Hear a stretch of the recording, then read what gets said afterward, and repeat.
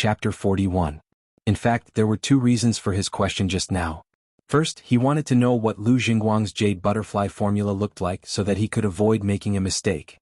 Secondly, he wanted to know if Chu Ping'er truly loved him wholeheartedly. If there was anything that she was deliberately hiding, if she was hiding something, Chu Ping'er would never expect Yu Qianqiu to treat her wholeheartedly. He was afraid that she would be thrown onto the bed, stripped naked and raped on the spot. After that, he would abandon her and kill her. Yu Qianqiu would never be reluctant to part with her. It was not wrong to say that he was ruthless. Although he usually laughed and laughed, deep down he was still the boss of the underworld in his previous life. Think about it, how many people could become the boss of the underworld from nothing? How many of them were good people? Chu Ping'er leaned against Yu Qianqiu, lying docilely in his arms. She probably never thought that she had just escaped from the gates of hell. Yu Qianqiu's joking face showed a rare gentle expression. His fingers gently stroked Chu Ping'er's beautiful hair. Don't go back to Ongquangsung. Come with me. Now. Chu Ping'er paused and said, I also want to go with you, but how can I explain to my master? My master has always been very good to me. I'm afraid that he will be worried if I leave without a word. Your master is Lu Wanqian's disciple? I'm really worried about leaving you alone in Ongquangsung. Moreover, Lu Jingguang has ulterior motives towards you. Yu Qianqiu said worriedly. Chu Ping'er turned around and looked at him with a smile. What's wrong? Are you worried that I will be taken advantage of by Lu Jingguang? Yu Qianqiu said solemnly, I'm not worried, I'm very worried. Both the grandfather and grandson of the Lu family are nothing good, and Ongquangsung and that bunch of bullshit elders are all beasts in human clothing. I know that better than you do. You're just a little disciple of Ongquangsung, how could you possibly defeat them? Although his words were not very pleasant to hear, Chu Ping'er knew that he was really worried about her. After a sweet smile, she said to him solemnly, Master has been very kind to me. I am an orphan. When I was very young, Master brought me up the mountain to cultivate. She has always treated me like her own daughter. Among all the female disciples, Master treats me the best. If I leave without saying anything, not only will Master worry, I will also feel very guilty. Is your master a man or a woman? Yu Qianqiu suddenly asked in an untimely manner. Woman, why are you asking this? Chu Ping'er asked curiously. Then I'm relieved. Chu Ping'er was stunned for a moment, but she immediately reacted. She punched him again and said, Why is your head filled with all these messed up things? Yu Qianqiu laughed. In fact, he really wanted to say, You're too pure. It was no wonder that he would have such a thought. In his previous life he had been through a lot of dirty things. He had seen too many dark things. When he looked at things, it was inevitable that he would consider more negative things. He belonged to the kind of person who was more suspicious and didn't trust others easily. Sigh. Looks like I can't persuade you. Yu Qianqiu sighed softly and suddenly hugged Chu Ping'er. What are you doing? Chu Ping'er cried out in surprise and joy. Yu Qianqiu smiled calmly and said, Do you trust me? Chu Ping'er was as happy as a cat in Yu Qianqiu's arms and nodded. Yu Qianqiu was moved. He lowered his head and kissed her forehead lightly. Then he said, Ping'er, listen to me. Remember what I said. I agreed to let you go back to Ongquangsung. It's not that I don't want you to stay. I really want you to stay, but I don't want you to be in a difficult position. If I see you in a difficult position, I will feel even worse than you. Do you understand? After you go back to Ongquangsung, you must remember to protect yourself at all costs. As long as you still have me in your heart, treat it as protecting yourself for me. You must make yourself well. Ping'er. Remember, no matter what happens in the future, I will definitely find you. Even if I die, my soul will find you and let you know that I'm here. I don't want you to die. Chu Ping'er immediately covered his mouth and said with tears, I want you to come back to me alive. I will definitely live well and wait for you to come back to me. Yu Qianqiu smiled gently and said, As long as you can do it, I will definitely do it. No one can stop me. Ping'er. You have to remember, our separation today is for a better reunion in the future. And Chu Ping'er nodded desperately with tears in her eyes. Seeing that she was crying, Yu Qianqiu wanted to ease the atmosphere. He put her down and said, I have something to ask of you. Ping'er, will you agree? Chu Ping'er said with tears in her eyes, As long as I can do it, I will agree to anything. Yu Qianqiu said disapprovingly, This is something that you can do easily. I'm just afraid that you will not agree to it when the time comes. Do you not trust me that much? Chu Ping'er was a little angry, but she suddenly saw Yu Qianqiu's face revealing a trace of a strange smile. She couldn't help being startled and said with slight apprehension, "Don't tell me you want me to do that thing with you again? I already said that it's not convenient for Lu Jingguang to live here." Yu Qianqiu was stunned. He immediately understood what she was talking about. He secretly thought that this girl's awareness was too high. He couldn't help but smile bitterly and said, "Am I such a lowly person?" Chu Pinger was so embarrassed that her face turned red. She stamped her feet and said, "If it's not that thing, then say it. I will agree to it, okay? This is what you said, you can't go back on your words." Yu Qianqiu put his mouth next to her ear and said softly, "My hand is a little itchy." As he said that, his hand had already slid down the smooth skin of a certain someone's collar. Chu Pinger's body trembled, but she didn't resist. She only heard her muttering, "You still say that you're not a lowly person, but I've never seen someone more."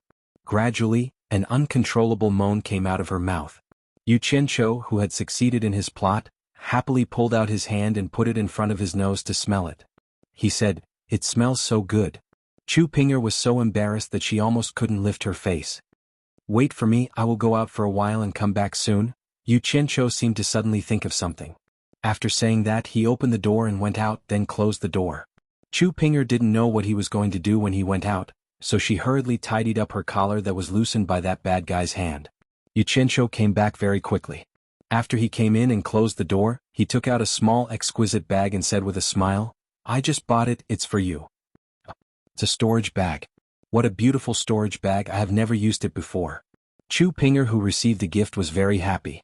After playing with it for a while, she suddenly frowned and said, "This thing is very expensive, it must be hard for you to be alone outside, why do you need to spend this money?"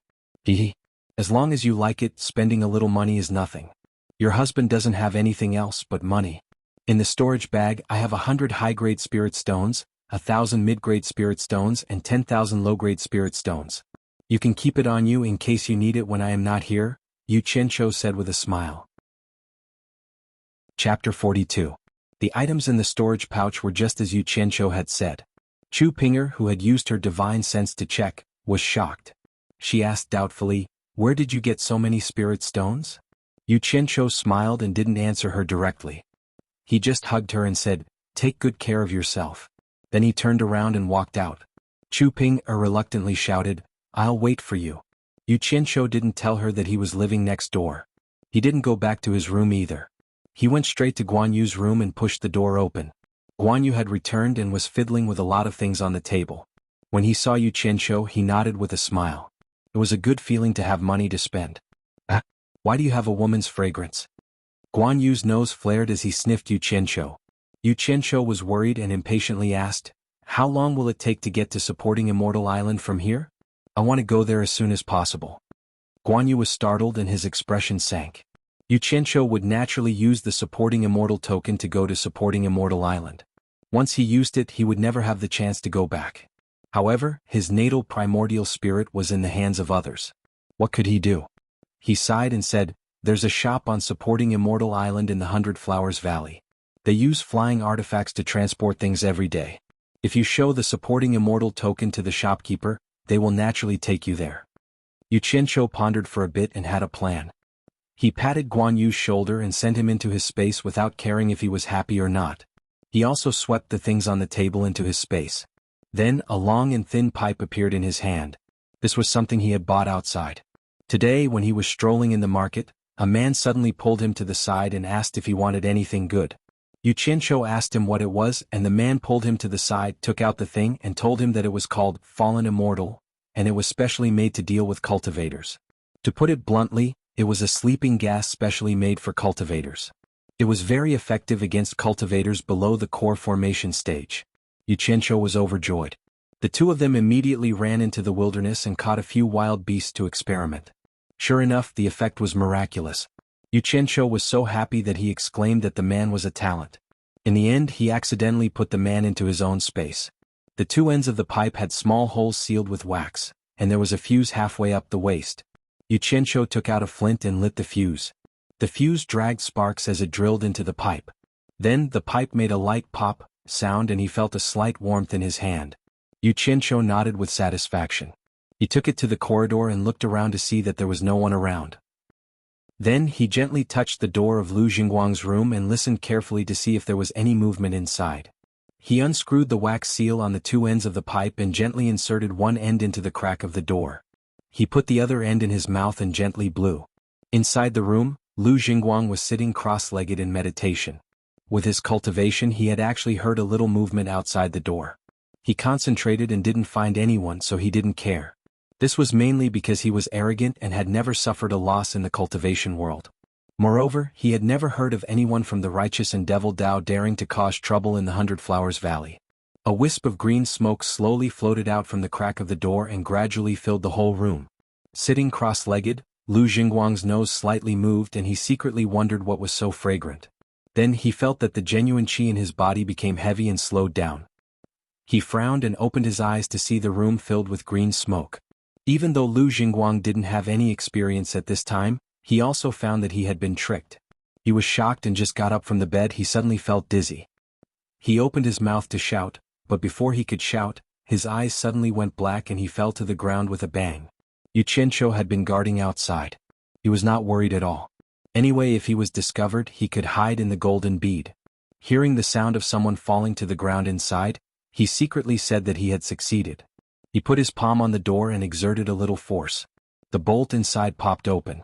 With his current level of cultivation, opening a door was a piece of cake. Moreover, in the cultivation world, this kind of door was just for show. Even if the door was bolted like this, it wouldn't be able to stop anyone. Only the sound of the bolt opening could alert the person inside. However, the person inside had already fainted. Pushing the door open, Yu Qianqiu quickly went inside. When he saw Lu Jingguang lying on the ground, he closed the door again. He walked straight over and without saying a word, lifted his leg and kicked the person lying on the ground. Feeling his unvented fire, he kicked a few more times, cursing as he kicked, "How dare you flirt with my girl?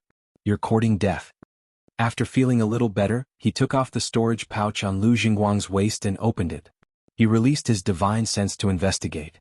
Sure enough, he found a jade archive that was exactly the same as the one Chu Ping'er had described. When he used his divine sense to investigate the jade archive, he found that the layers of restrictions inside were completely undetectable. Only the first layer was unlocked. He reckoned that it was the layer that Lu Changqing had unlocked. There was a whole bunch of strange medicinal names. Yu Qianqiu had never heard of any of them before. He couldn't tell whether the jade archive was real or fake. After storing the storage pouch into his dimensional space, he immediately searched around the room. He didn't even let go of the bedding on the bed. After confirming that there was nothing else hidden, he stripped off Lu Jingguang's clothes and carefully examined them piece by piece. However, he didn't find anything. This guy has soft skin and tender flesh. No wonder he dared to seduce my girl, Yu Qianqiu muttered as he looked at the naked Lu Jingguang on the ground. If it weren't for the fact that he was afraid of bringing trouble to Chu Ping'er, he would have killed Lu Jingguang right there and then. However, he was unwilling to do so. His gaze fell on Lu Jingguang's genitals. Yu Qianqiu rubbed his nose and sneered. He glanced at the sword hanging by the bed and walked over to pull it out. He circled around the naked man on the ground and swung the sword in his hand at the genitals of Lu Jingguang's thighs. Blood splattered everywhere. I really don't trust this kind of person. I had no choice but to castrate him, Yu Qianqiu sighed. When he mentioned Chu Ping'er, his brows furrowed again. Lu Jingguang had only told Chu Ping'er about the pill formula. Now that it had been stolen and he had been castrated, the first person the Lu family's grandfather and grandson would suspect would be Chu Ping'er. This wouldn't do.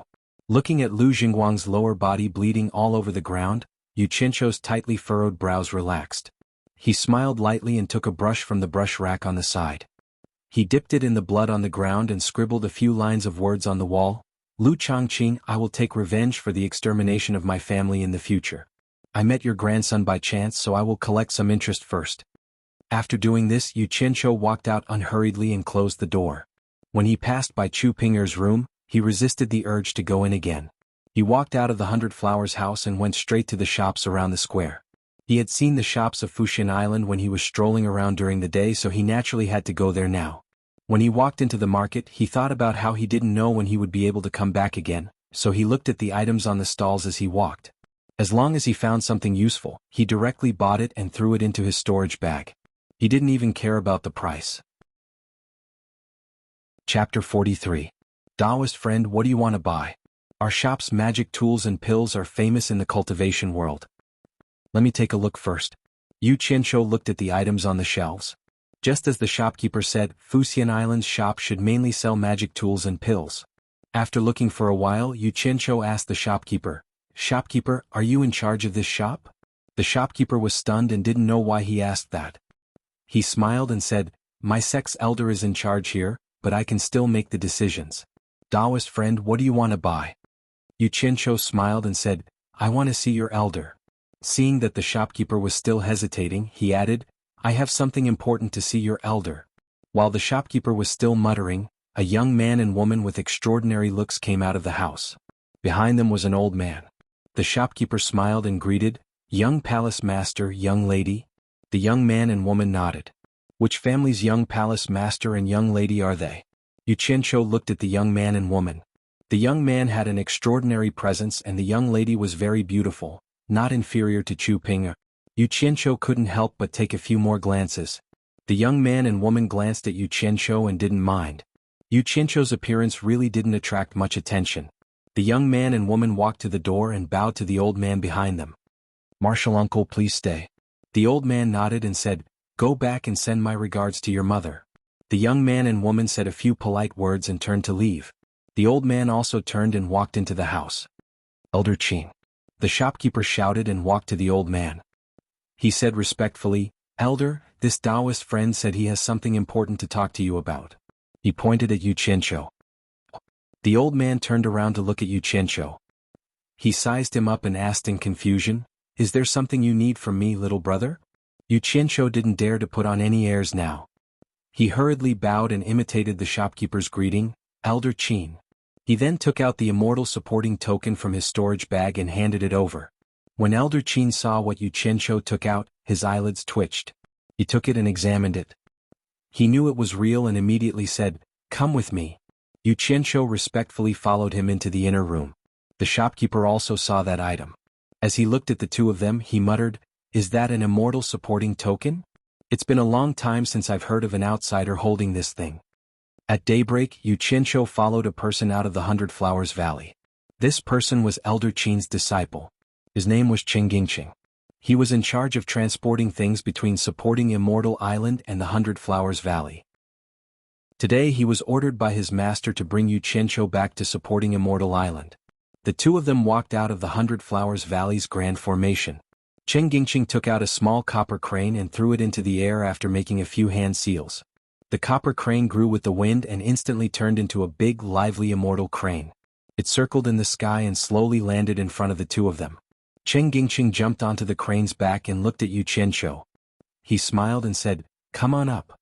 Yu Qianshou immediately jumped on. The former made a hand seal and shouted, "Rise." The big crane cried and flew into the sky. Yu Qianshou wasn't paying attention and was almost thrown down. The crane circled twice and found the right direction to fly south. The speed of the crane was very fast. When people stood on it, the wind resistance was very strong. It almost blew them off. However, no matter how bad Yu Qianshou's cultivation was, he could still stand steadily when he circulated his power. Qing saw Yu Qianshou's embarrassment and couldn't help but smile. He asked, "Is this your first time riding a flying magic tool?" "Yes, I've never ridden it before." Yu Qianshou didn't know how to address him, so he could only answer directly. Qing seemed to know what he was thinking and said, "Since you came with the Supporting Immortal token, you will be a disciple of the same sect in the future. Our Supporting Immortal Island isn't like other sects where there are generations of disciples. Seniority is determined by strength. Chi refining cultivators call foundation establishment cultivators martial uncles, and so on. I'm a core formation cultivator, but I can't see through your cultivation. I wonder what stage your cultivation is at? Why didn't this damn Guan Yu tell me before?" Yu Qianshou smiled bitterly. "I'm Chi refining level 10, so I have to call you martial ancestor Cheng."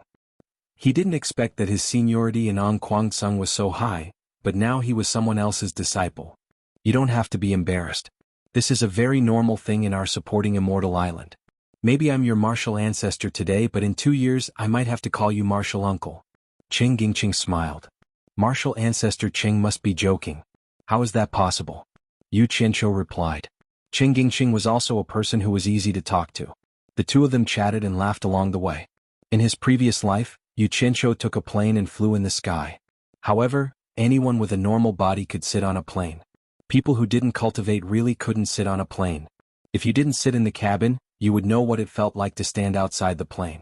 However, there were benefits too. The great rivers and mountains below could be seen clearly from the top. After flying for more than half a day, they couldn't see the land below.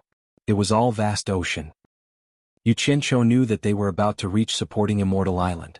As expected, not long later, an island appeared on the surface of the ocean. The island was surrounded by clouds and mist. Qingyingqing smiled. Supporting Immortal Island is in front. When they flew closer, they realized that it looked like a small island from afar. However, when they looked closer, they couldn't tell how big it was. The red-crowned crane descended and its speed slowed down. When it was about to land, Qingyingqing sent out a finger seal from the depths of the clouds. The clouds opened up a path for the red-crowned crane to carry the two of them in. After passing through the clouds, Yu Qianqiu looked back. He couldn't help but click his tongue in wonder. From the outside it looked like there were clouds, but from the inside there was nothing. It seemed like this was a formation to protect the island.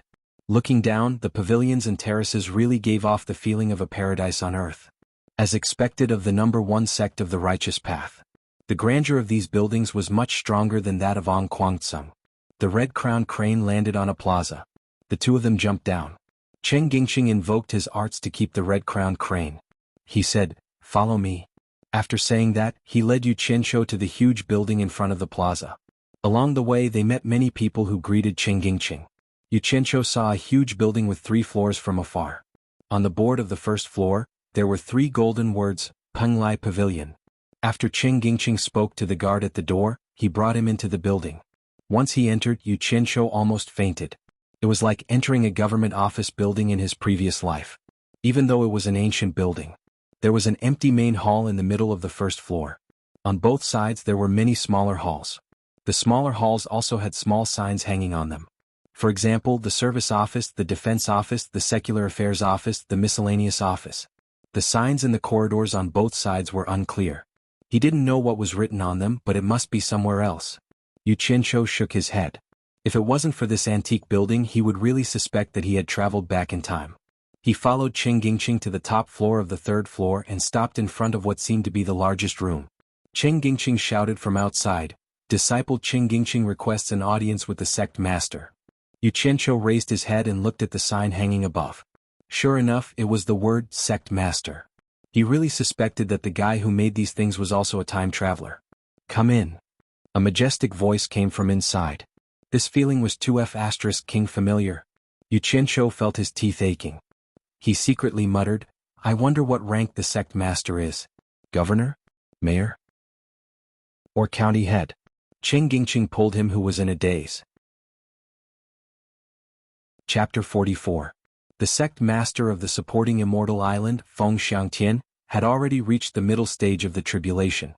He had been in charge of the righteous Tao's number 1 sect, the supporting Immortal Island, for more than 100 years. At this moment he was sitting upright in the sect master's room on the top floor of Penglai Pavilion. Accompanying him were a few elders of supporting Immortal Island. The few of them were quite worried about the current situation of the cultivation world. An Guangtsung had consecutively eradicated several demonic sects within a year, completely breaking the balance between the righteous and demonic sects that had been maintained for hundreds of years. His strong rise had stirred up the entire cultivation world into a state of unrest. Some of the weaker righteous sects had been repeatedly attacked by the demonic sects, and more people from the righteous and demonic sects were involved. It seems that chaos in the correction world is unavoidable. Although my supporting Immortal Island is the number 1 sect of the righteous Tao, I'm afraid that we will also be implicated. We need to prepare early. Elder Fei, Elder Guan, and Elder Huang, the 3 of you are in charge of the 10,000 Fragrance Garden, the Alchemy Pavilion, and the Smithing Pavilion. It is very important for our sect to deal with this calamity. All kinds of elixirs and magic tools must be prepared. Once the chaos implicates our supporting Immortal Island, we must not tarnish our reputation as the number 1 sect of the righteous path. I reckon that after the chaos, the entire cultivation world will be ranked again according to strength. Our sect's reputation as the number 1 sect of the righteous path has been maintained for more than 1,000 years. We will not allow it to be destroyed in our generation. Feng Xiangtian had a dignified appearance to begin with. When he spoke, his eyes shone brightly as he glanced at the 3 elders. "We will do our best." The 3 elders said in unison. However, when Elder Fei, who was in charge of the Myriad Fragrance Garden, said this, she seemed to lack confidence. Feng Xiangtian looked at him and asked, Elder Fei, do you have any difficulties? If there is, then don't say it now. This matter concerns the rise and fall of the sect, and we absolutely cannot be careless. Otherwise, if anything goes wrong, we will become the eternal sinners of the sect. Elder Fei looked at the two elders beside him and said with a bitter smile, there are indeed difficulties. It was true that the 10,000 Fragrance Garden was the largest spiritual herb garden in the world, but there weren't many spiritual herbs that could be used to refine high-quality pills. Not only did good spiritual herbs grow slowly, but it was also harder for them to survive. Once Elder Guan's alchemy pavilion increases its consumption, I'm afraid that it will really not be able to make ends meet. As soon as he finished speaking, Elder Guan, who reeked of medicine, stood up and shouted, Fei, what do you mean by that? Could it be that you want my alchemy pavilion to reduce the amount of spirit grass used? Don't even think about it. Elder Fei did not get angry even after being rebutted by Elder Guan. He only smiled bitterly and shook his head. Elder Guan's temper was famous in supporting Immortal Island. He didn't care about anything else and only liked to concoct pills. If someone dared to obstruct him from concocting pills, he would fight them to the death. There was no one in supporting Immortal Island who wasn't afraid of him. In the entire cultivation world, he had the title of Pill Fanatic. His alchemy skills were probably second to none. Elder Fei, who knew his temper well, did not dare to say anything else. How about this? Feng Xiangtian said, send more disciples to search for spiritual herbs. Send more people to the Myriad Fragrance Garden as well to increase the production of spiritual herbs. The sect will stop selling elixirs that are intermediate grade and above. First, ensure the elixirs in the supporting Immortal Island's inventory. In addition, I have already notified Elder Quan, who is in charge of the sect supplies, to increase the amount of spirit stones used by all disciples below the core formation stage by 5 times, and the amount of chi storage pills used by all disciples above the core formation stage by 1 time. Elder Jean, who is in charge of the spirit stone mine, will increase the amount of spirit stones extracted. Elder Qin, who is in charge of the common goods, will send back the spirit stones obtained from the outside. The elders nodded. At this moment they heard the sound of 2 people coming up the stairs. Someone shouted from outside, Disciple Qing Gingqing is here to see the sect leader. Everyone had an impression of Qing Gingqing. He was the capable disciple of Elder Qin, who was in charge of the common goods. However, they did not know why he came to see the sect leader. Did something happen outside? Feng Xiangtian frowned and shouted, Come in. They saw Qing Gingqing leading an ordinary-looking man in. The sect leader and the 3 elders looked at him. From his clothes, they could tell that he wasn't a disciple of supporting Immortal Island. What was even stranger was that they couldn't see any cultivation from him. This person was of course Yu Qianqiu. Disciple Qing Gingqing greets the sect leader and the 3 elders. Qing Gingqing bowed. Yu Qianqiu also bowed. Itinerant cultivator Yu Qianqiu greets the sect leader and the 3 elders. Qing Gingqing, why are you looking for me? Feng Xiangtian said, but his eyes were still sizing up Yu Qianqiu. When he heard Yu Qianqiu say that he was a rogue cultivator, he almost thought that he was mistaken. The other 3 elders also showed the same doubts. Qing Gingqing reached out to touch the storage bag hanging on his waist and said respectfully, reporting to Sect Master, Disciple is bringing the spirit stones back to the island, and I was ordered by Master to bring Yu Qianqiu to see Sect Master. Your master asked you to bring him? Feng Xiangtian asked curiously. Qing Gingqing quickly took out the supporting immortal token and told them the purpose of Yu Qianqiu's visit.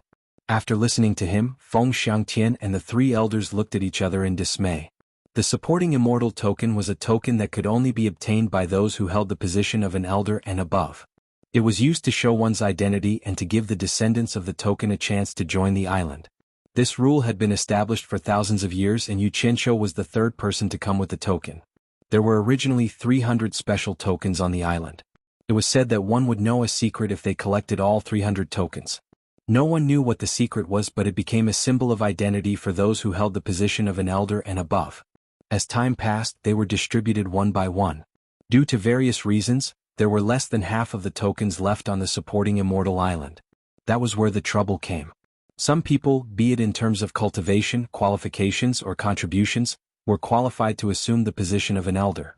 However, after assuming the position of an elder, they didn't have a token that represented their status as an elder.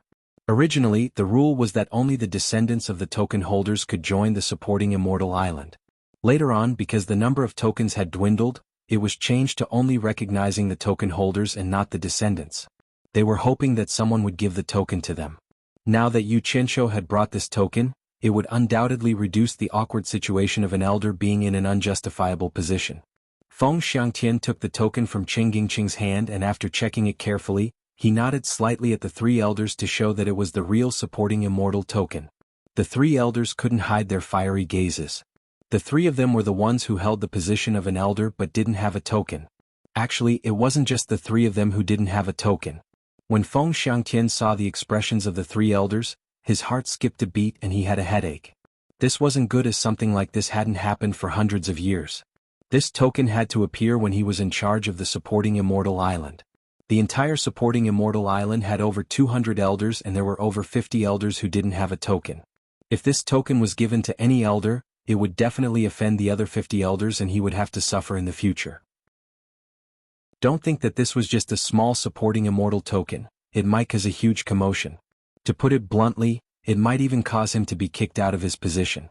That would be the first time in the history of the supporting immortal island to be kicked out of his position due to unfairness. Brother, what are you trying to do? Aren't you harming others by bringing this thing here? Thinking about this, Feng Xiangtian looked at Yu Qianshou and didn't know what to say. Yu Qianshou didn't know how much trouble he had brought to the number one sect master of the righteous path.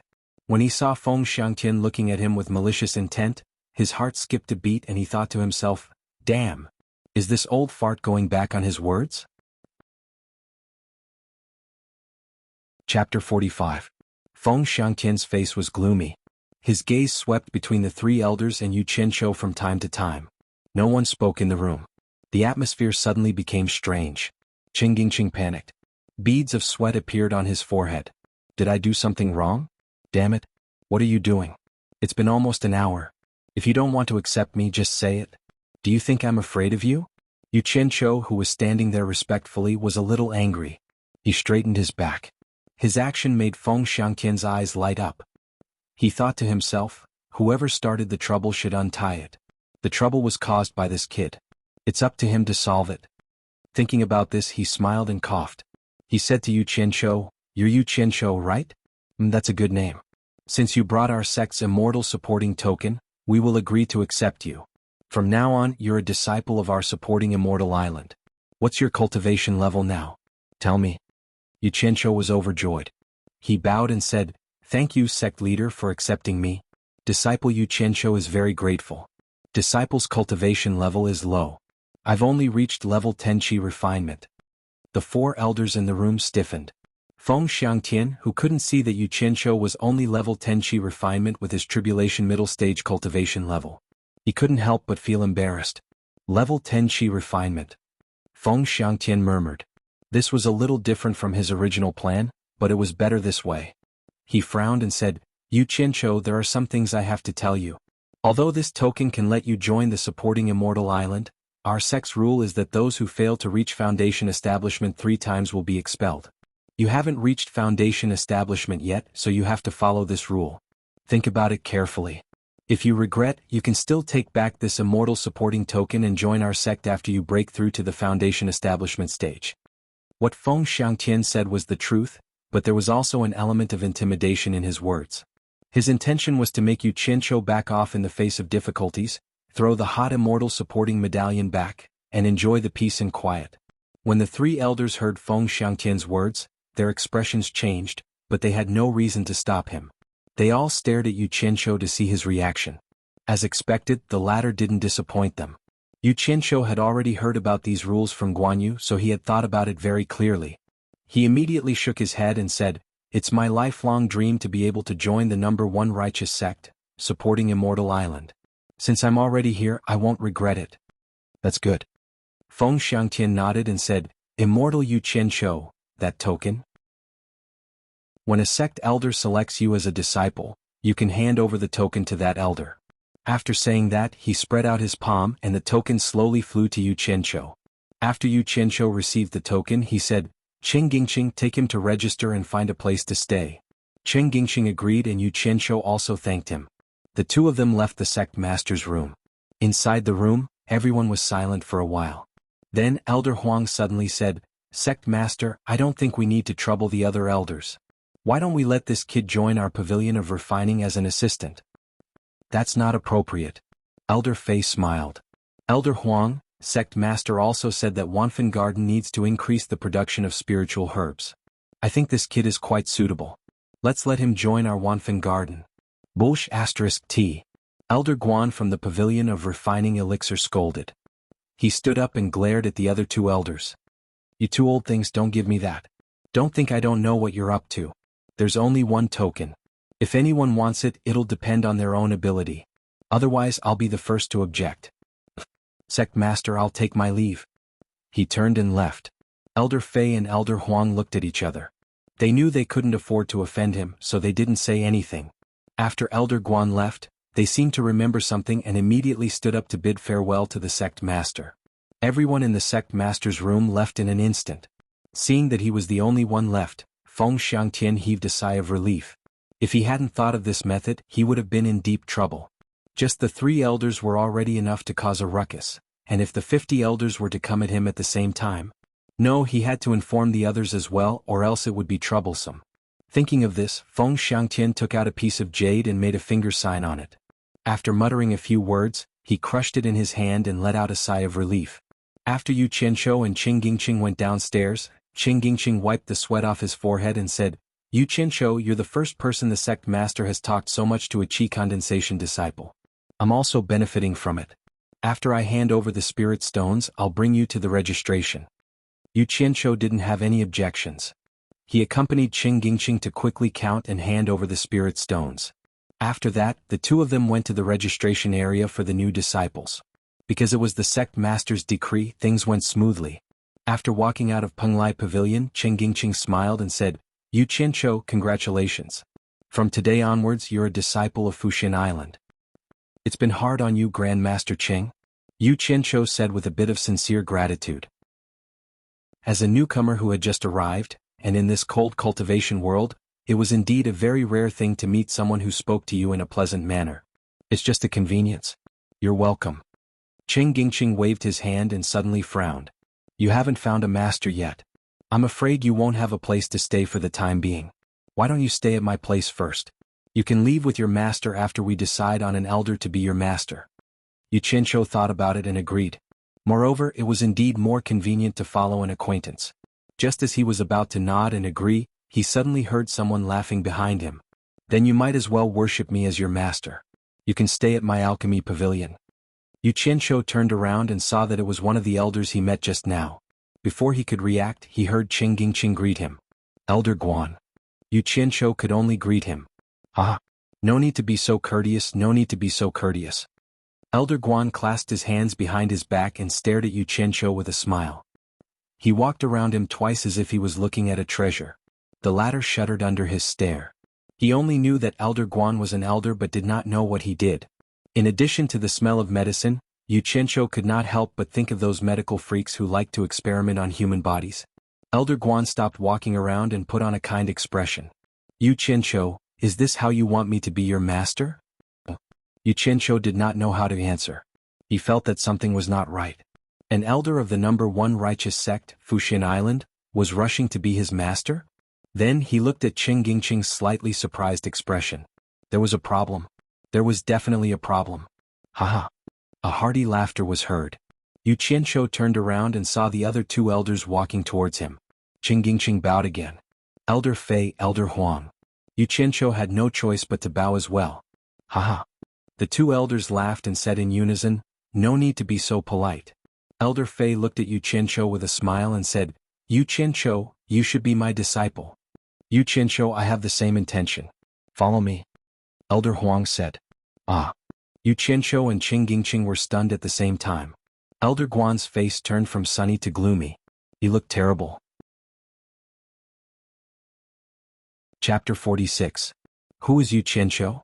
A silhouette descended from the sky and landed in front of them. The newcomer's gaze swept across them before finally landing on Yu Qianqiu, who was dressed differently from the rest. He asked, "You are Yu Qianqiu?" Yu Qianqiu nodded. Before he could say anything, the person said impatiently, "Come with me. I will take you as my disciple." Bullshit. Elder Guan stood in front of Yu Qianqiu. Elder Fei and Elder Huang also stood in front of the person. Elder Fei chuckled and said, Elder Lu, when did you learn to rob? Qing Gingqing and Yu Qianqiu were dumbfounded. They didn't know what these people were trying to do. Elder Lu, who had just arrived, said disapprovingly, Old Fei, what are you saying? Yu Qianqiu hasn't acknowledged anyone as his master yet. He will naturally follow whoever he wishes to acknowledge as his master. How am I a robber? Ah, I like what Elder Lu said. Another silhouette landed in front of the crowd. Before the newcomer could steady himself, he saw dozens of silhouettes descending from all directions. People kept asking, who is Yu Qianqiu? It was obvious that the group of elders were here for Yu Qianqiu. Chen Gingqing looked at Yu Qianqiu suspiciously. He really couldn't see what was so good about him that so many elders were fighting for him. However, he didn't know that Yu Qianqiu shuddered. He thought of a fairy tale in his previous life. There was a monk named Tang Seng. It was said that eating his meat could make one immortal. Could it be that my meat has the same effect? Yu Qianqiu's divine sense immediately locked on the golden pearl in his dantian. If he found anything wrong, he would leave immediately. The window of the sect leader's room on the third floor of Penglai Pavilion was open. Sect leader Feng Xiangtian looked at the group of elders below and shook his head with a wry smile. Once again he felt that he had made the wisest decision. When the surrounding disciples saw so many elders gathered together, they didn't know what was going on. They wanted to go over and take a look, but they didn't dare to. Not long after, there was a large crowd of disciples surrounding them, and there were even more who heard the commotion and came over to watch. No matter how courageous Yu Qianqiu was, he couldn't help but sweat beads on his forehead when being stared at by a group of old fellows who had lived for at least 200 years. This kind of pressure was too great. Yu Qianqiu felt his throat was a little dry. He swallowed his saliva and bowed to everyone. Disciple Yu Qianqiu greets the elders. There's no need to be so polite. The elders replied one after another. Everyone's tone was as if they were Yu Qianqiu's master. Yu Qianqiu smiled awkwardly at everyone. Oh my God! What kind of background does this Yu Qianqiu have? So many elders have to give him face. Qing Gingqing also felt the huge pressure. He couldn't help but wipe the beads of sweat off his forehead. He looked around and realized that he was surrounded by elders. There was no way out even if he wanted to. All the elders had gathered, and everyone was well aware of what each of them was thinking. Everyone was silent for a moment. Elder Lu, who had just arrived, swept his gaze across everyone and said in a deep voice, Everyone standing here isn't a solution. There is only one immortal supporting token. The sect leader has said that whoever accepts Yu Qianqiu as a disciple will be qualified to receive the immortal supporting token. Since the sect leader has said so, we will naturally comply. Now, it seems like all the elders want to accept Yu Qianqiu as a disciple. However, there is only one Yu Qianqiu and one immortal supporting token. We can't possibly fight over it. Don't dawdle. If you have something to say, say it. Elder Guan said impatiently. Elder Lu rolled his eyes. Just as he wanted to retort, he realized that not many people could afford to offend this crazy old man. Who knew when he would have to ask him to concoct pills for him? He could only shut his mouth. If it was someone else, he would definitely say, if you don't want to wait, you can leave first. No one is stopping you here. Damn it. That scared me. So they are all here for the immortal supporting token in my hands. Yu Qianqiu finally heaved a sigh of relief. Chen Gingqing also understood that his master, Elder Qin, had an immortal supporting token. It was no wonder that Elder Qin had asked him to send Yu Qianqiu to Immortal Supporting Island. If his master didn't have it, he would have gotten it first. Then Yu Qianqiu wouldn't have called him Ancestor Master. He would have called him Senior Brother. Chen Gingqing finally understood why his master had smiled so strangely. He knew that there would be a show to watch. Elder Lu, we are all from the same sect. It would be a joke if we fought over a token. If you have any ideas, just say them. Everyone, let's hear it and see if it works. One of the elders said. That's right. Elder Lu, why don't you say it first? Many of the elders agreed. Elder Lu looked at Elder Guan with a pleased expression. Unfortunately, Elder Guan only rolled his eyes at him. He could only smile and say, actually it's very simple. Let Yu Qianqiu choose. He can follow whoever he wants to be his disciple. The immortal support token will naturally belong to that person. What do all the elders think about this? If you agree, why don't you all be witnesses in case someone goes back on his words? When he said the last sentence, his eyes were fixed on Elder Guan. The meaning behind his words was clear. Elder Guan glared back and patted his chest. Whoever goes back on his words is a grandson. All the elders felt that this was a good idea. Let's not fight over it. Let Yu Qianqiu choose himself. Whoever he chooses will be lucky. Hence they all agreed. In an instant, the tense atmosphere disappeared. Everyone's eyes were fixed on Yu Qianqiu. Elder Lu said to him, Yu Qianqiu, you heard everyone's words. You can find whoever you think is suitable to be your master. No one is forcing you. Don't worry and don't be afraid. Qing Gingqing glanced at the fiery gazes around him. He looked at Yu Qianqiu with sympathy. He thought to himself that no one was easy to choose. This matter offended too many people, and not just any ordinary person but all the elders. Tiske, what's there to be afraid of? Yu Qianqiu, who was bowing respectfully to the elders, gradually straightened his back. He glanced at the sect leader at the window on the third floor of the Penglai Pavilion. Now he understood why the sect leader tried so hard to return the fairy supporting token to him. He knew that there would be trouble. The elders looked at him with kindness, dignity, and love. In short, all of their gazes conveyed the same message. I am the master you should choose. Yu Qianqiu felt his scalp tingling. Elder Guan's eyes were clearly threatening him. It was as if he was telling him, young man, if you don't choose me as your master, I will teach you a lesson. What is going on? I am new here. I can't afford to offend any of them. Yu Qianqiu looked at the sect leader at the window again. Feng Xiangtian seemed to have seen his pleading eyes. He disappeared behind the window and muttered with a bitter smile, young man, don't blame me. It is better for you to offend them than me. Damn. Why did I go in the opposite direction? They are begging me. Why should I be afraid? Yu Qianqiu suddenly realized what was going on when he saw the expectation hidden in the elders' expressions.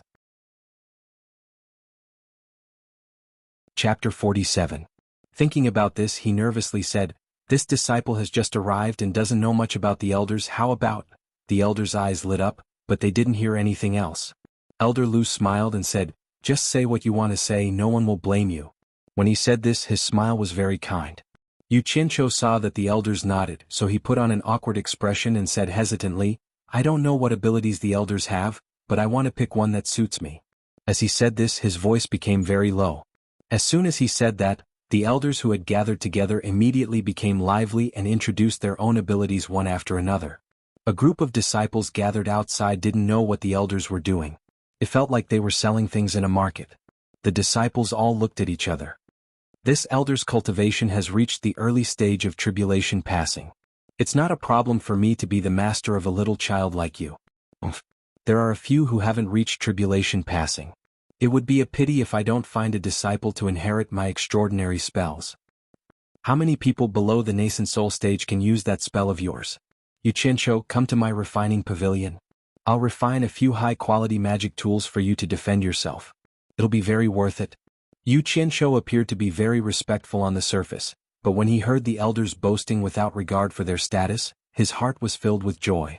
These elders might be famous people in the cultivation world, but when they were gathered together, they were no different from mortals. This was probably the case of rare things being expensive. If there were too many of them, they would naturally depreciate. After listening respectfully for a long time, he didn't find many people with special abilities. Everyone talked about how high their cultivation was, how powerful their magic treasures were, and how many demonic cultivators they had killed. But this wasn't what he wanted. No matter how high their cultivation was, it didn't matter to him. Cultivation couldn't be transferred to him. So what if a magic treasure was powerful? He didn't even have the strength to fly on a sword. Even if a magic treasure was given to him, he wouldn't be able to use it. And those people who were proud of killing people were simply perverts. Don't they know that what I want the most is someone who can help me reach foundation establishment? Speaking up to here, Yu Qianqiu himself was not very clear. At present, in the cultivation world, there was probably no one who would dare to say that they would be able to help someone successfully reach the foundation building realm. At best, they could only say that they would give you a few foundation building pills, or give you some guidance during the foundation building realm, or provide you with some foundation building experience. Furthermore, the conditions of Fuxian Island's disciples were much better than those of other sections. Although foundation establishment pills were quite precious, every disciple had 3 chances to reach foundation establishment. On the contrary, it was harsher than other sections. Those who failed 3 times would definitely be chased out of the supporting Immortal Island because such disciples had almost no future in terms of cultivation. Therefore, there was no elder who dared to say that they would definitely help you reach foundation establishment.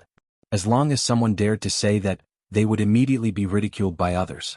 No matter how he listened, only the words of the three elders, Fei, Guan and Huang, that he had seen in the sect master's room, moved Yu Qianqiu a little. Elder Fei was in charge of the myriad fragrance garden. Some of the spiritual herbs in the garden were priceless treasures. If Elder Fei were to become his disciple, he would be able to obtain the spiritual herbs on the pill recipe Jade Archive. Elder Guan was in charge of the elixir refinery pavilion, which could refine all kinds of medicinal pills. What attracted Yu Qianqiu the most was that almost all the foundation establishment pills in the new Excellence Assembly were refined by Elder Guan's elixir refinery pavilion. Elder Huang's elixir refinery pavilion was famous throughout the cultivation world. The transcendent artifacts refined by them were even heard of in Guangcang. A good transcendent artifact was no less valuable than a cultivator's life. Yu Qianqiu had personally witnessed the might of transcendent artifacts in the spirit stone mine in Guangcang. It was much more powerful than when he used a saber to slash people. He was still shocked to this day. He had already preliminarily determined that the master he wanted to choose would be one of these three. However, in order to survive in the cultivation world in the future, he had no choice but to consider it carefully. The biggest obstacle he was currently facing was breaking through to the foundation establishment stage. If he couldn't break through to the foundation establishment stage, everything else was just empty talk.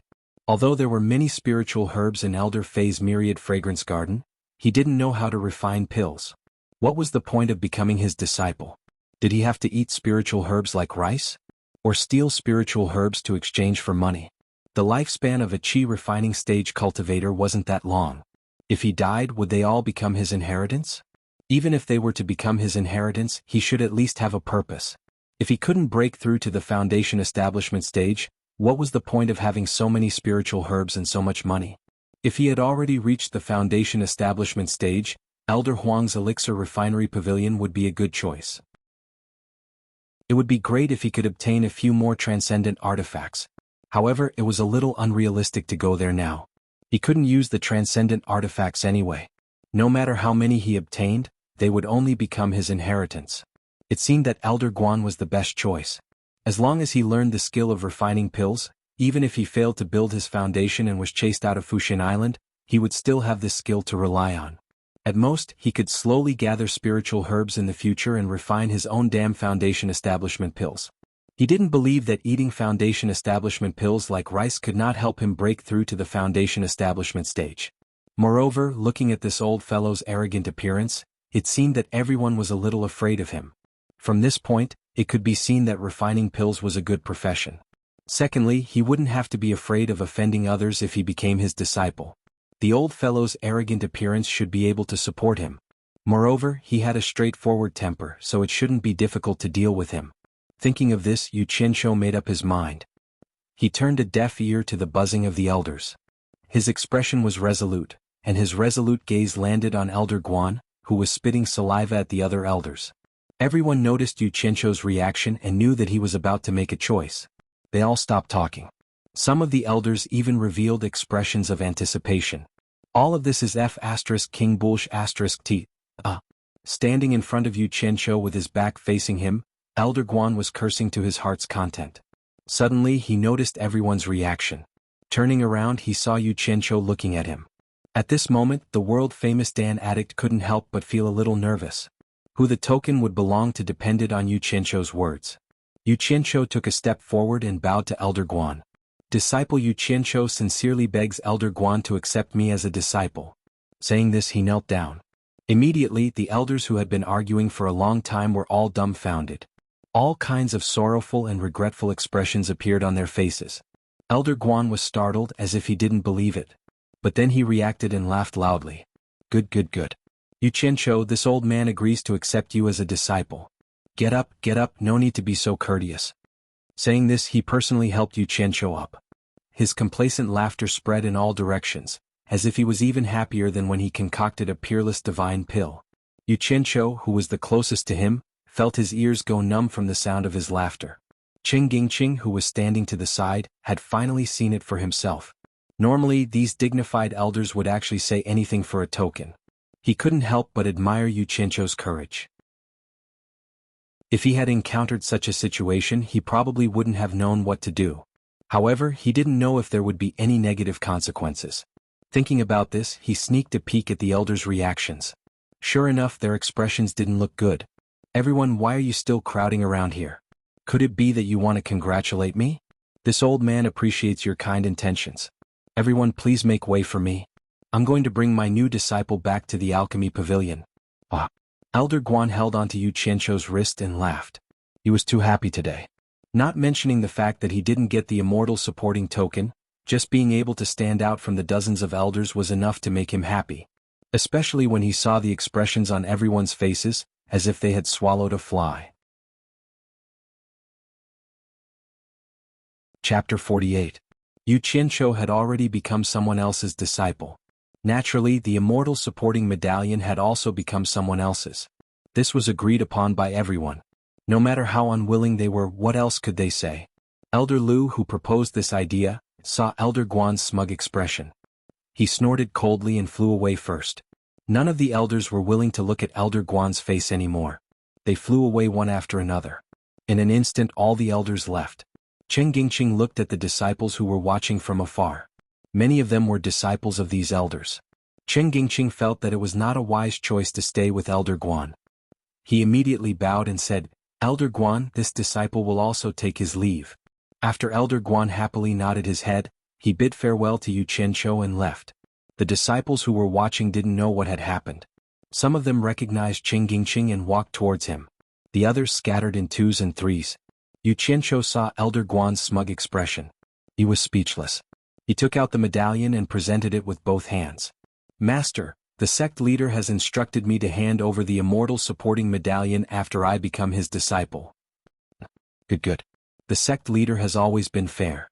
I will obey his orders. Elder Guan took the medallion with a smile. He looked at it carefully in his hand before throwing it into his storage bag. He didn't have the passion he had when he snatched it. Then he led Yu Qianzhou back with satisfaction. The two of them answered each other's questions along the way. Yu Qianzhou, who was almost confused by the difference in seniority, finally solved his doubts. Just now, when he bade farewell to Chen Gingqing, he called him Grandmaster Chen. Now, when he called Elder Guan, he had to call him Master. He had lowered Elder Guan's seniority for no reason. Yu Qianzhou almost couldn't call him that. Now, he understood that Martial Uncle and Master were just honorifics for people who had reached a certain level of cultivation. They didn't mean anything about seniority.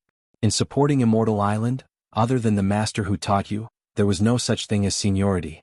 As long as your cultivation surpassed others, others would have to address you as Martial Uncle or Martial Ancestor. This was a very normal thing. Yu Qianzhou sighed endlessly with emotion. Don't be fooled by the messy name of the island of supporting immortals. It imperceptibly contained a competitive mechanism, and it had the meaning of the capable rising up and the incapable falling down. In addition, there was a rule that those who failed to reach the Foundation Establishment realm 3 times would be expelled from supporting Immortal Island. It was a complete elimination system. Even if those who remained were not geniuses, they were elites. It was no wonder that supporting Immortal Island had its current status in the cultivation world. From today onwards, he will be a disciple of supporting Immortal Island's Pill Refinement Pavilion. Elder Guan's full name was Guan Weiwu. After knowing his name, Yu Qianzhou felt a toothache. This name was indeed impressive. It was similar to Guan Yu's name in his golden bead. It seemed that he and Guan Weiwu were fated.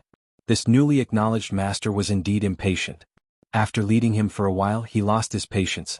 After pointing out the location of the Pill Refinement Pavilion, he turned into a stream of light and flew towards the mountain peak in front of him. Yu Qianzhou had long heard of the Pill Refinement Pavilion's fame in the cultivation world. It was built on the highest mountain range of supporting Immortal Island. At the very top there was a huge hall. When he was halfway up the mountain, he smelled a rich medicinal fragrance. After taking a few more breaths, he immediately felt refreshed. The mountain peak was barren and there was no trace of green. It was completely different from the lush greenery below the halfway up the mountain. Generally speaking, the higher the terrain, the lower the temperature. The strange thing was that the higher one went up the mountain, the higher the temperature. It was like the bottom of the mountain and the top of the mountain were 2 different seasons. Although Yu Qianzhou's cultivation wasn't high, this little difference in temperature didn't affect him. He just felt that it was strange. Why was there such a strange phenomenon? Could it be because of the fire on the mountain peak? After walking up the stone steps to the top of the mountain, he saw a white stone archway in front of him. The 3 words Pill Refinement Pavilion were written on it. Behind the archway was a huge ancient building complex. Between the archway and the building complex was a field paved with blue stone.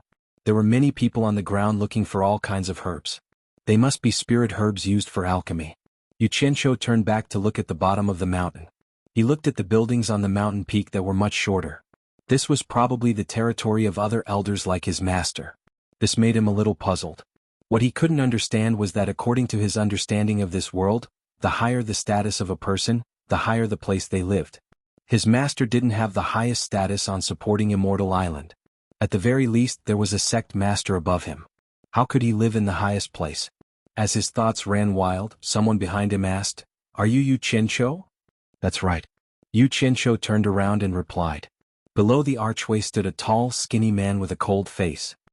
His eyes revealed a trace of unfriendliness as he looked at Yi Shiwen.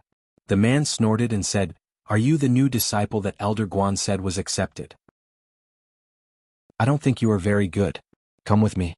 After saying that, he showed his butt to Yu Qianzhou. Yu Qianzhou was a little angry. Who did he think he was? What did I do to provoke you? The moment you come, you give me a medicine. Although he really wanted to kick the butt in front of him, he could still tell how heavy it was. It wasn't the right time to do so. He could only obediently follow behind the middle-aged man and stare at his butt. His originally good mood instantly became very gloomy. The middle-aged man led him to a courtyard. He pointed to a room and said, "From today on you will live here. Cultivate with the disciples here. Do whatever they do. Remember what I said. Don't think you can do whatever you want just because you are Elder Guan's disciple." After saying that, he snorted and said, "I heard you are a wandering cultivator from outside the island. You are only level 10 Qi training, am I right?" No. Yu Qianzhou said respectfully, "What should I call you?" "Yanshu." The middle-aged man glanced at him and said arrogantly, "Late-stage core formation. According to the rules of Fuxian Island, you should call me Ancestor." "Oh, so it's Ancestor Yen." Disciple Yu Qianzhou greets Ancestor Yen. Yu Qianzhou bowed and thought, there are all kinds of birds in a big forest. I've never seen such a crazy person. Yanshu, I will remember you. I will repay you in the future. Yanshu snorted. Calling him Ancestor twice seemed to make him feel better. Then he said, "Fuxian Island has a rule. Disciples who haven't reached the foundation establishment stage are not allowed to wander around on the island. You just stay here and don't run around. When your fellow disciples finish their business and come back, you can ask them if you have anything you don't understand. Do you remember what I said?" Yu Qianzhou smiled respectfully. "I won't forget Ancestor Yan's words. Disciple will remember them." Good. Yan Shu left the smiling Yu Qianzhou and walked out of the courtyard with his hands behind his back. Someone shouted, "Ancestor Yen, have a safe trip." Chapter 49. After watching Yan Shu leave until he disappeared, Yu Qianzhou straightened his slightly bent waist. The flattering expression on his face turned into contemplation. His strength was too weak. Ever since he entered the cultivation world, anyone with a little bit of strength would be able to pinch him. Yet he still had to act like a tortoise. All of this was because he was too weak. A certain great man said it well. If you fall behind, you'll be beaten. This is really a wise saying. This world was too crazy. The cultivation circle regarded human lives as worthless. His little life could be taken away at any time.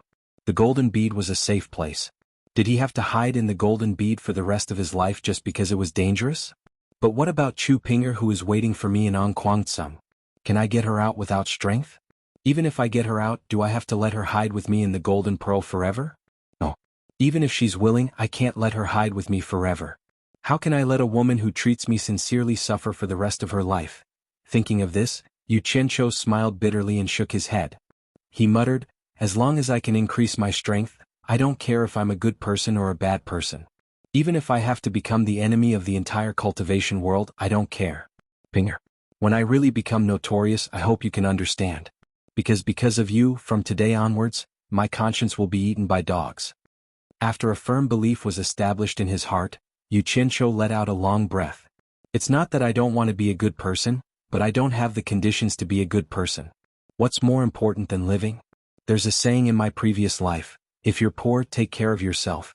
If you're rich, take care of the world. After walking around the small courtyard twice, he didn't find anyone here. He guessed that they went out to do something and probably wouldn't come back for a while. Pushing open the room that Yen Shu designated for him, there was almost nothing inside. There was a table, a chair, and a bed. There was nothing else. Since he was bored, he closed the door and disappeared from the room, returning to the Golden Pearl space. The young cultivator who was hugging a spirit stone and absorbing it was the person he kidnapped from 100 Flower Valley. Yu Qianshou looked at him and smiled. "What's your name?" Hearing someone speak, the young cultivator sitting cross-legged slowly opened his eyes. When he saw Yu Qianshou standing in front of him, his expression immediately changed. He jumped up and shouted, "You thief, let me out!" With that, he charged at Yu Qianshou as if he was going to fight to the death. Yu Qianshou smiled and shook his head. Within the golden bead world he was the one in charge. Probably no one could do anything to him. Who knew that the woman would grab his head without saying a word and take away his natal primordial spirit? The pain that came from the soul made people shudder. Seeing that he was still in a daze, Yu Qianshou touched his nose and said with a smile, "Don't think too much. From the day you came in, you were destined to follow me. There are only benefits to following me. If you have time, improve your family's talisman-making skills. Who knows, I might need it someday. If you need any materials, let me know the next time I come. So, I'm very busy so I won't talk anymore. Think about it." After saying that, he disappeared, leaving the absent-minded Qin Feng still sitting on the ground. It was unknown whether he had heard what was said or not. Just as he returned to his room, he heard someone approaching from outside the courtyard. He opened the door and went out. There were 3 young people walking in. When the 3 saw Yu Qianshou, they were stunned. After looking at each other, one of them opened his mouth and asked, "You are Yu Qianshou?" "That's right." Yu Qianshou was a little surprised. He asked, "How does this fellow Taoist know my name? I wonder who these 3 fellow Taoists are." "Ah, so you really are Yu Qianshou. Your name has spread all over Fuxian Island today. A Fuxian order almost caused a dozen elders to fight. TSK. I heard you are also level 10 Qi refinement and have Elder Guan as your master. I guessed you would also be assigned to our courtyard." "Ah, the 3 of us are also level 10 Qi refinement. My name is Ling Feng." He then introduced the people on his left and right. "This is Bei Zi and he is Xian Ping. So it's 3 senior brothers." Yu Qianshou bowed, but in his heart he was wondering why these 3 people's names felt so weird. Ling Feng laughed brightly. "I don't dare to call you senior brother. Putting aside the fact that you are Elder Guan's disciple, the 3 of us can't see through your cultivation. I'm afraid we will have to call you senior brother." "That's right." Bei Zi on the left agreed. "Normal people don't have the chance to enter our courtyard. Since we are here, we are brothers. Xian Ping, can you share the good wine you've hidden with everyone?" "Okay," Xian Ping said expressionlessly. Yu Qianshou was slightly startled. He thought that Xian Ping didn't want to take the wine, so he quickly smiled. "No need to trouble brother Xian. I have wine here. I promise you 3 can drink to your heart's content." As he said this, he reached into his storage pouch. When he was at the pillar of the general's residence, Shi Shaotian gave him a lot of good wine. "Wait." Xian Ping shouted and coldly said, "You are the guest." He then walked towards a room.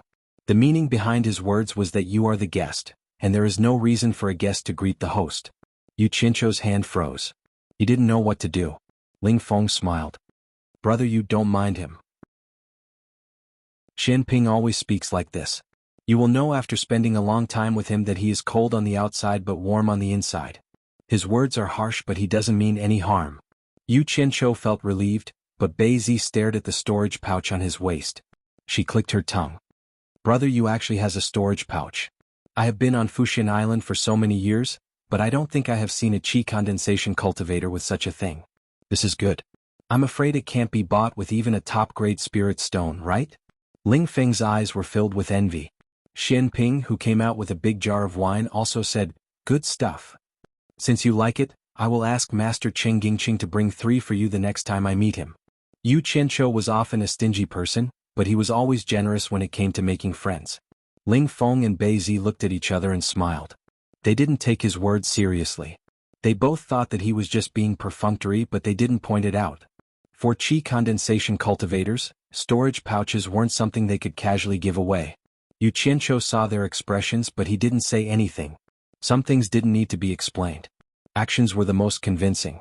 Besides, 3 storage pouches were nothing to him.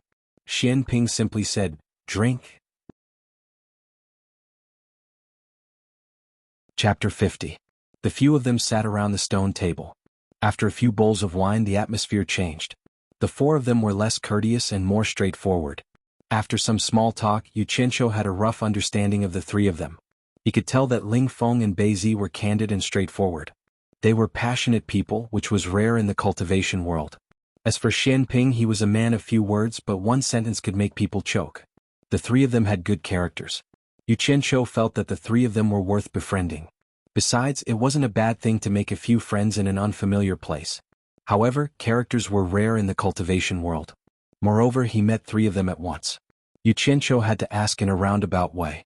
It turned out that there was no other reason other than the fact that the three of them did not know how to conduct themselves.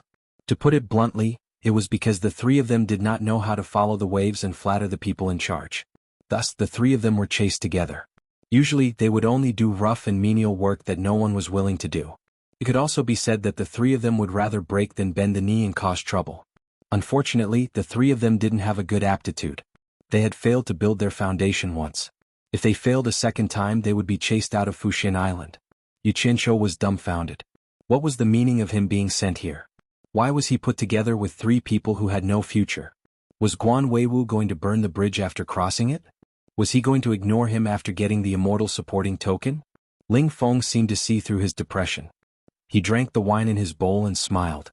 You were brought here by Yen Shu. I'm afraid there are some things you don't know. Yen Shu's father was Elder Yen Tuo, who was in charge of the miscellaneous matters of Fuxian Island. When Yen Shu joined the Elixir Refinery Pavilion, he used his father's name to ask Elder Guan to be his master. In the end, Elder Guan didn't give him any face. He rejected him on the spot and gave him a random master. Yen Shu was a narrow-minded person, a real villain. At that time he was furious, but he couldn't do anything to Elder Guan. Afterwards, when Elder Guan was in his prime, he accepted a few disciples, but without exception, all of them were killed by Yen Shu. Ugh. Yu Qianqiu almost spat out the wine in his mouth. After he managed to swallow it down, he heard Bei Zi chuckle and say, "Brother Yu, are you scared? You are also Elder Guan's disciple. I hope you're the exception."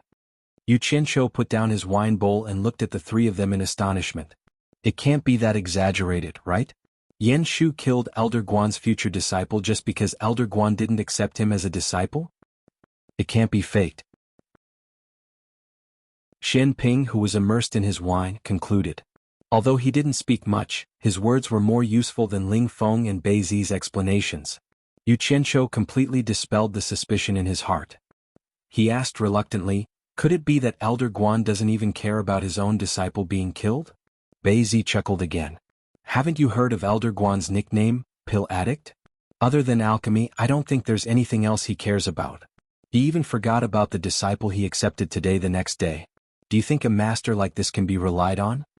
Xian Ping, who was pouring wine, shook his head and said, he can't be relied on. Yu Qianqiu was speechless. There was such a muddle-headed master. Why did he have to meet him? He hated himself for being blind.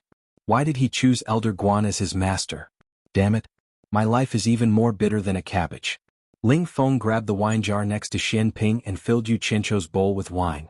She said, if it wasn't for his father's prestige and the fact that there are so many nascent soul cultivators, how could a core formation cultivator like Yen Shu be the caretaker of the alchemy pavilion? However, since he sent you to our courtyard, it seems like he does have the intention to harm you. Although that's the case, you don't have to worry too much. The rules of Fuxian Island aren't just for show. He won't dare to harm you openly. As long as you're vigilant, it won't be easy for him to harm you. Yu Qianqiu nodded and didn't say anything. A fierce look flashed through his eyes. No one noticed that he already had the intention to kill Yen Shu.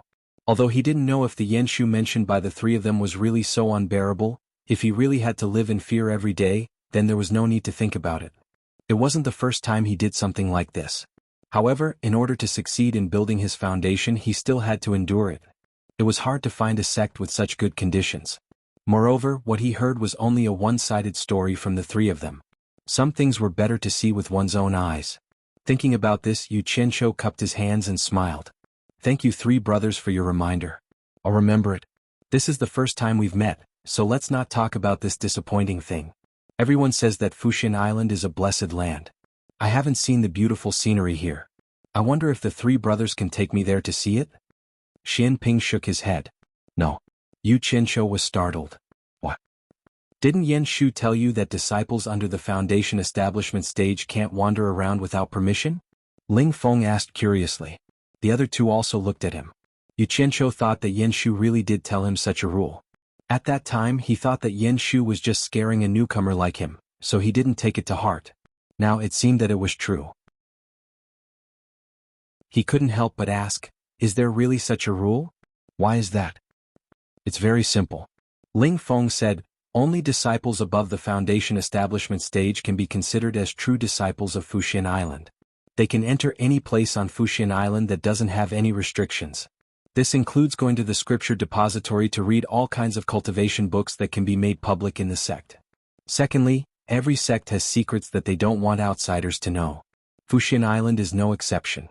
The most important thing is that disciples who fail to build their foundation 3 times will be expelled from the sect. Brother Yu, now you should understand why disciples under the foundation establishment stage can't wander around without permission, right? I understand. They're afraid that those expelled disciples will leak the secrets of the Fuxian Island. Yu Qianqiu frowned. In other words, disciples who haven't reached the foundation establishment stage like us aren't considered true disciples of Fuxian Island. Ling Feng stood up and patted his shoulder with a smile. Brother, you don't take it too hard. In the entire cultivation world, which sect's disciple is like Fuxian Island that has 3 chances to obtain the foundation establishment pill? I'm afraid there's no other sect other than Fuxian Island. Just this alone is enough to make other sects' disciples envious. As far as I know, some sects' disciples don't even have the chance to get a foundation establishment pill in their entire lives. Yes. Bei Zi nodded. I've thought it through. If I fail 3 times and get kicked out of Fuxian Island, I have nothing to say. The chances are the same.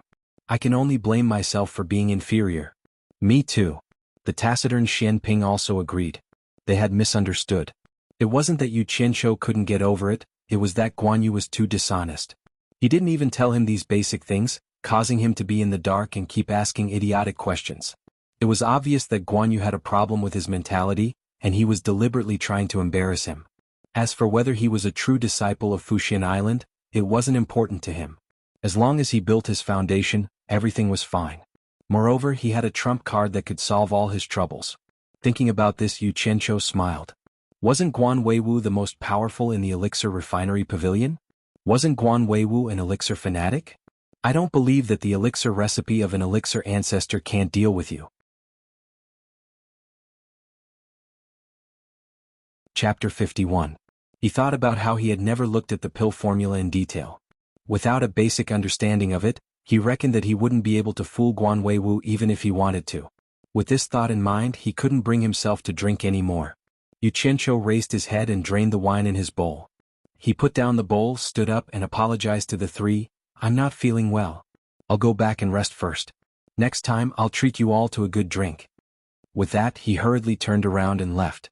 The 3 of them stared at him in shock as he entered his room and closed the door. Ling Feng quietly said, it looks like he's still taking things too hard. It's nothing. He'll be able to accept it after some time, Bei Zi said. Xian Ping, who had been drinking silently, turned his head to look at the closed door. He suddenly said, not necessarily. Then he continued drinking. Ling Feng and Bei Zi looked at each other, unsure of what he meant by that. The moment Yu Qianqiu closed the door, he immediately disappeared from the room. He urgently wanted to find the White Fox, hoping that she could help him remove the restrictions on the Jade Archive. Among the people he knew, the White Fox was probably the only one who had that ability. Who else could he look for but her? She was able to set up a formation with just a few spirit stones, so she must have a certain understanding of formations and restrictions. Returning to the Golden Pearl, he used his divine sense to investigate and confirm the White Fox's location. With a thought, he appeared outside the White Fox's garden in the blink of an eye. There was now another capable assistant in the flower bed. Chen Feng seemed to have thought things through and was busy farming with Guan Yu. Seeing Yu Qianqiu's arrival, the former glanced at him before lowering his head and disappearing. He snorted coldly to express his dissatisfaction, while the latter happily nodded and smiled in greeting. Yu Qianqiu wasn't in the mood to pay attention to the 2 of them. He affectionately called out to the White Fox, "Sister," and walked over. The White Fox's peerless beauty, coupled with her white robe, stood among the green leaves and fresh flowers. It was very pleasing to the eye. She frowned slightly and said, "Why are you so diligent today? You haven't even been out for a day, right?" Yu Qianqiu smiled in embarrassment. He naturally couldn't directly say that he had something he needed her help with. However, he was also thick-skinned and could easily flatter her. Who told Big Sister to have a beauty that could captivate even the birds and beasts? A beauty that could outshine the moon and put flowers to shame. I missed Big Sister, so I couldn't wait to see beautiful Big Sister. One had to know that there were no such words of praise in this world that could captivate even the birds and beasts.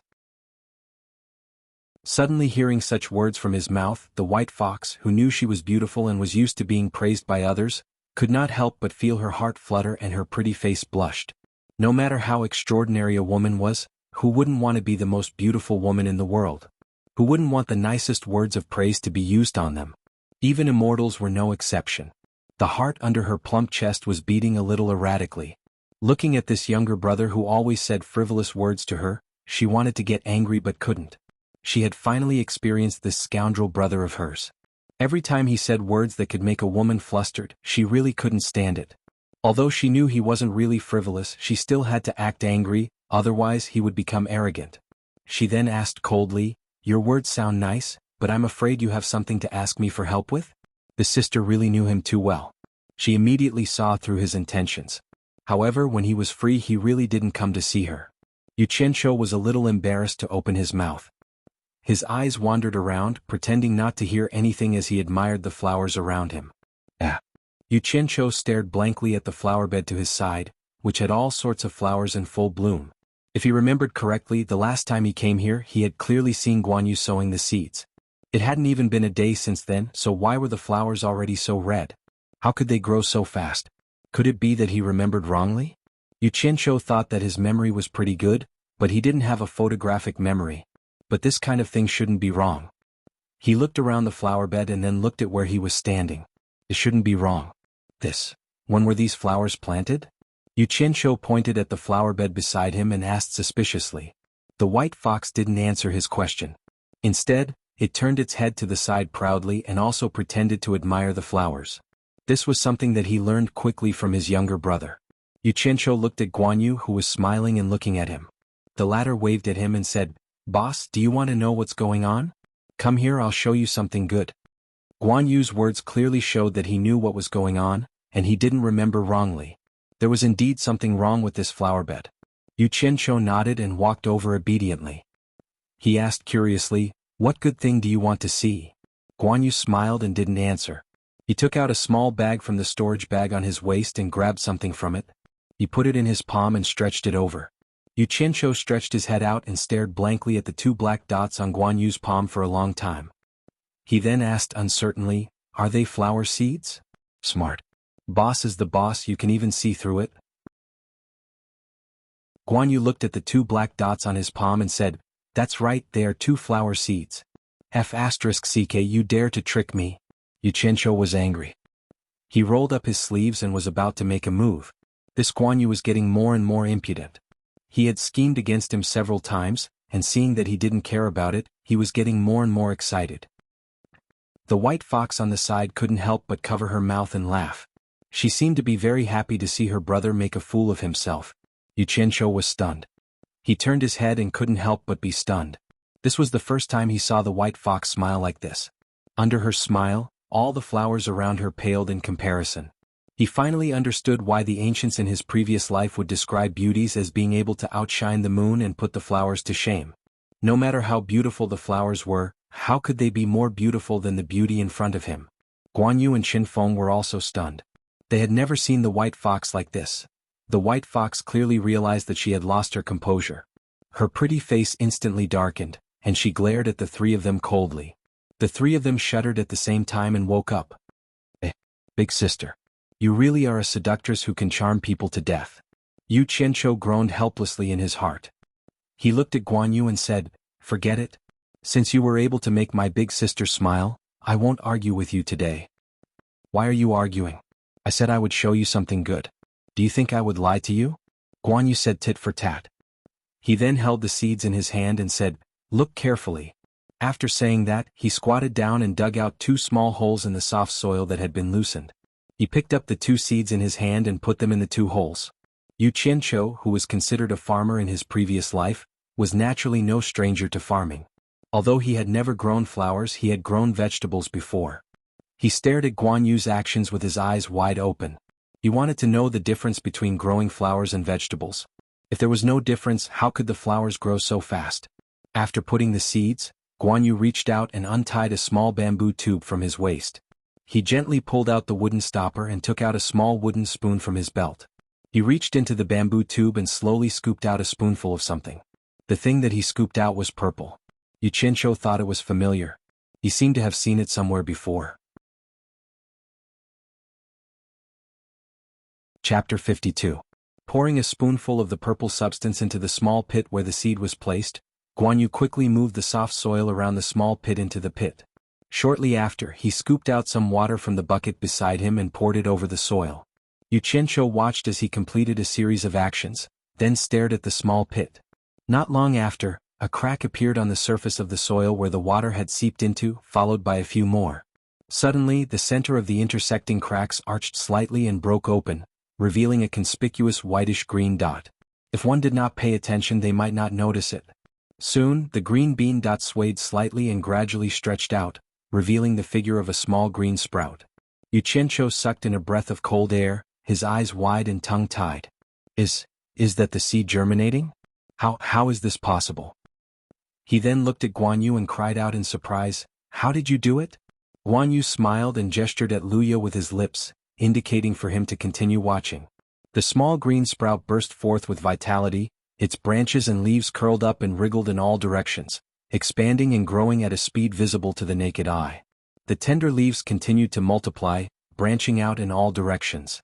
The main trunk stopped growing when it reached a person's thigh, gradually turning from translucent green to brownish red. The entire plant seemed to have solidified, stopping there without any movement. If not for the shocking growth process, no one would be able to tell the difference between this plant and other plants. Was that it? Yu Qianqiu retracted his thoughts and let out a breath. Suddenly the plant moved again, its branches and leaves swaying, attracting his attention again. The plant's silence seemed to be brewing something. Its branches were trembling, and the joints of the leaves and stems had bulges the size of beans. This was the case in many other places. When it reached the size of a broad bean, flower buds could be clearly seen. Then, as if something was trying to break free from its restraints, the flower buds struggled to break free. Bright colors began to bloom, expand, take shape, and solidify. Fresh flowers appeared in front of them, their petals bright and fresh, their stamens pitiful. After a long time, when there was no movement, the people standing at the side could smell a faint fragrance. Just like that, a plant with dozens of flowers blooming on its branches stood in front of him. From sowing, irrigating, germinating, growing, branching, budding, and blooming, it was only the time it took to brew a cup of tea. It was really incredible. Yu Qianqiu, who had been holding his breath for a long time, slowly turned his head and looked at the bamboo tube in Guan Yu's hand. Apart from the purple substance, he did not notice anything unusual during the planting process. It was obvious that the substance in the bamboo tube was the key. Guan Yu smiled and shook the bamboo tube in his hand, saying, "Let me show you again." After saying that, he squatted down and repeated the planting process in another small pit with seeds. However, when he placed the purple substance, he added half a spoonful more. Soon, the seed grew into a plant with flowers swaying on its branches. Yu Qianqiu, who had been silently observing its growth, did not notice anything unusual about it. Looking at the two flowers standing side by side, just as he was feeling suspicious, an abnormality suddenly occurred. The flower that was planted later had its petals changed. The dazzling bright color was dimming. To be exact, it looked like it was slowly aging. The flower began to wither, its petals falling off one by one, then the stamens dying, followed by the flower stem falling off. Following that, the branches and leaves withered and turned yellow, and the leaves fell back to their roots. In the end, only a withered branch was left on the ground, and it was hard to tell that it was the same kind of flower that was in full bloom beside it. "How is it?" Guan Yu shook the bamboo tube again and said with a smile, "What I showed you is not bad, right?" Yu Qianqiu nodded and said, "It is indeed a good thing. It can actually condense the growth process of a flower in the time it takes to brew a cup of tea. It is indeed amazing, but..." He suddenly pointed at the purple substance in the distance and asked, "What I want to know the most now is, what method did you use to store the purple chaos in this small bamboo tube?" Just as the flowers bloomed and withered, he suddenly felt something and guessed what was in Guan Yu's hand. "I knew I couldn't hide it from you." He originally wanted to tease Yu Qianqiu, but he didn't expect to be seen through so quickly. Guan Yu raised the thing in his hand and sighed, although I don't know what this is, you know this place better than I do. You said that this is the purple chaos, so it should be the purple chaos. It was purely an accident that I found out about its use. He looked at the purple chaos in the distance and said, when I first saw this thing, I was very curious about what was behind the purple. After a lot of effort, I realized that although this thing is soft, I can't push it away, cut it, pierce it, or tear it. It is really amazing, let alone store it. I thought you might have a way. After all, you know this place better, but now it seems that you don't know. Yu Qianqiu nodded and said, then how did you do it? Ah, what a coincidence. A few days ago I was hungry, so I took a stick to catch a rabbit. No one would have thought that the purple chaos that couldn't even be broken by iron and stone could actually be cut by the stick in my hand. After trying a few more times, I finally realized that this purple chaos was not afraid of anything, only things with the wood attribute could restrain it. I made a wooden spoon and dug out a few pieces to store it, but I realized that using anything else to store it would be useless. Once I put it in, it would slowly disappear. In the end, I remembered that bamboo is also something with the wood attribute, so I got a piece and tried it. Ah, it really worked. Guan Yu laughed proudly. So that's how it is. Yu Qianqiu suddenly understood. He then pointed at the bamboo tube in his hand and pointed at the blooming flowers and asked, how did you know that it has such a magical effect? Did you also discover it by accident? Guan Yu secretly glanced at the white fox and smiled sheepishly. Haven't I been planting flowers every day? That day when I was bored, I got excited and wanted to see what the purple chaos would do as fertilizer, so I poured a tube of it. In the end I was shocked. Only then did I realize that the purple chaos had such a magical effect. After trying it a few more times, I found out that the amount of it can control the growth rate of the flowers. Tisk, I didn't expect that there would be such a treasure in my territory. How unexpected. Yu Qianqiu sighed and said, it must be useful for other plants too, right? Yinchang, have you tried other things? The white fox at the side looked at Guan Yu. It seemed to be the first time it heard Guan Yu and Yinchang being addressed as such. Guan Yu nodded and said, I've tried a few. They should be able to accelerate the growth of plants. However, I found something strange. The flowers and plants that we plant don't seem to bear fruit or produce seeds. Logically speaking, it's impossible. It's still understandable if there are a few. How can everything just bloom and not bear fruit? It's the same for the ones that grow with the purple chaos. You saw it just now.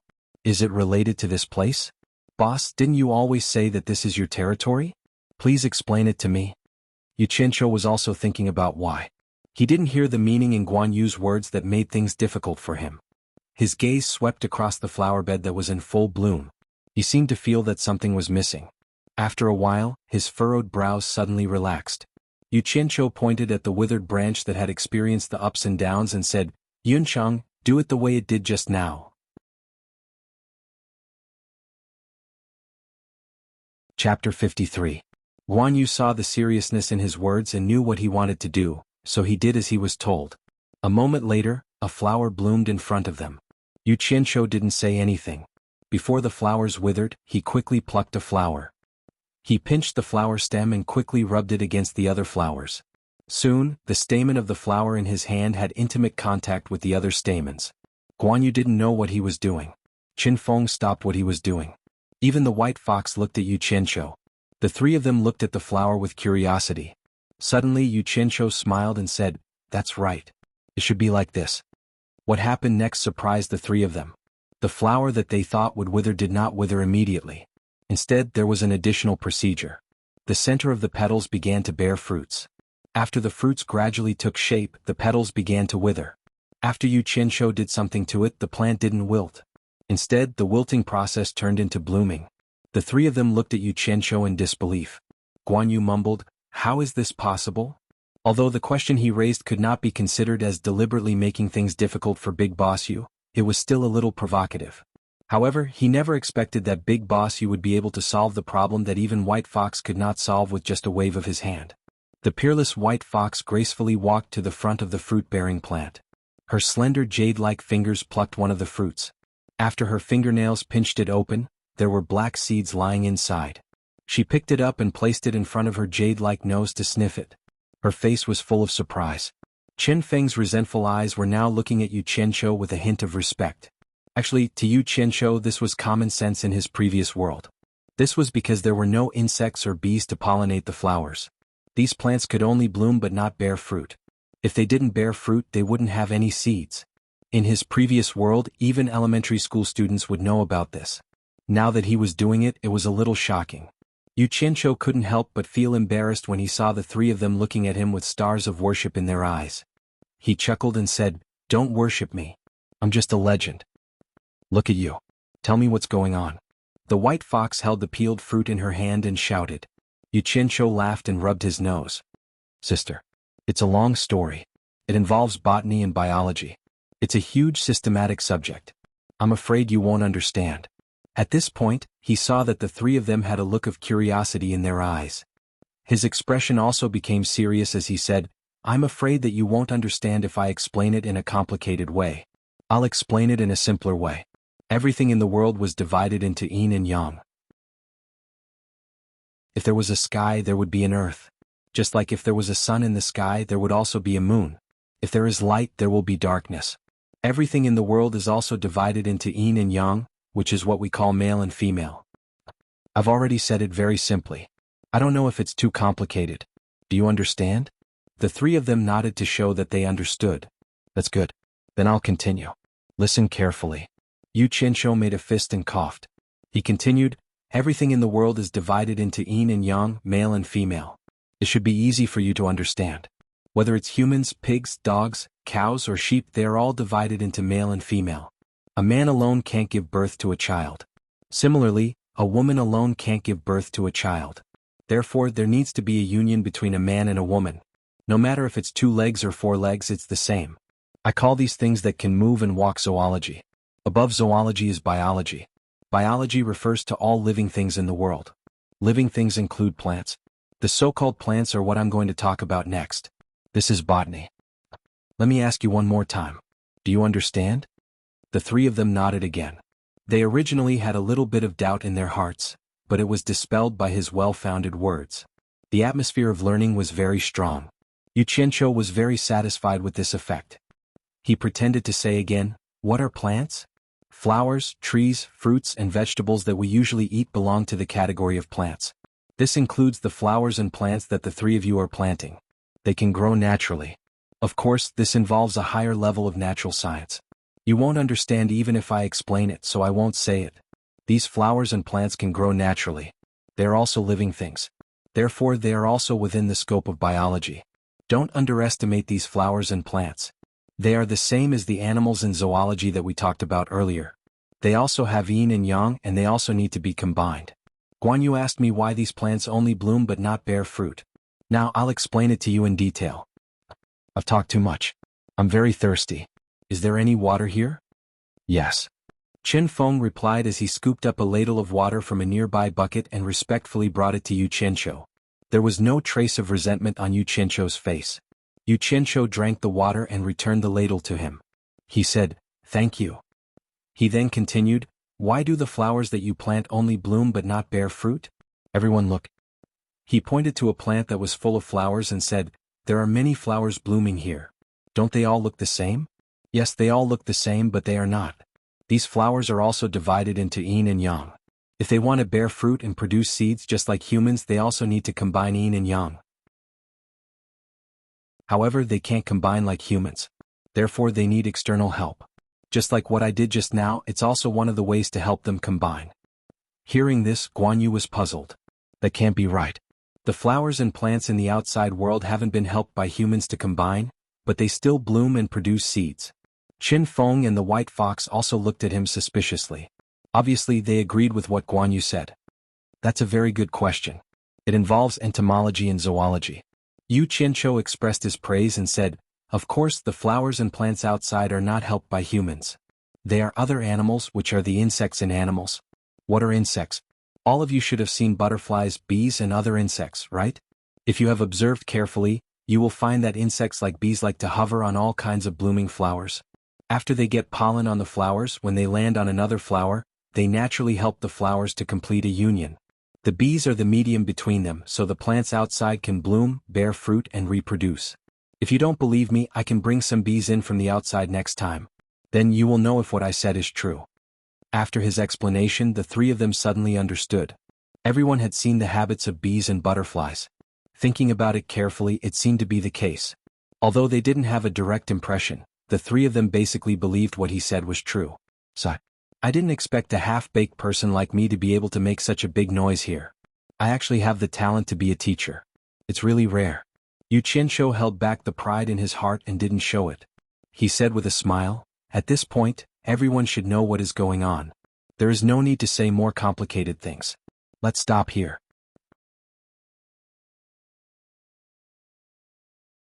Chapter 54. They had heard it all. The three of them had complicated looks in their eyes.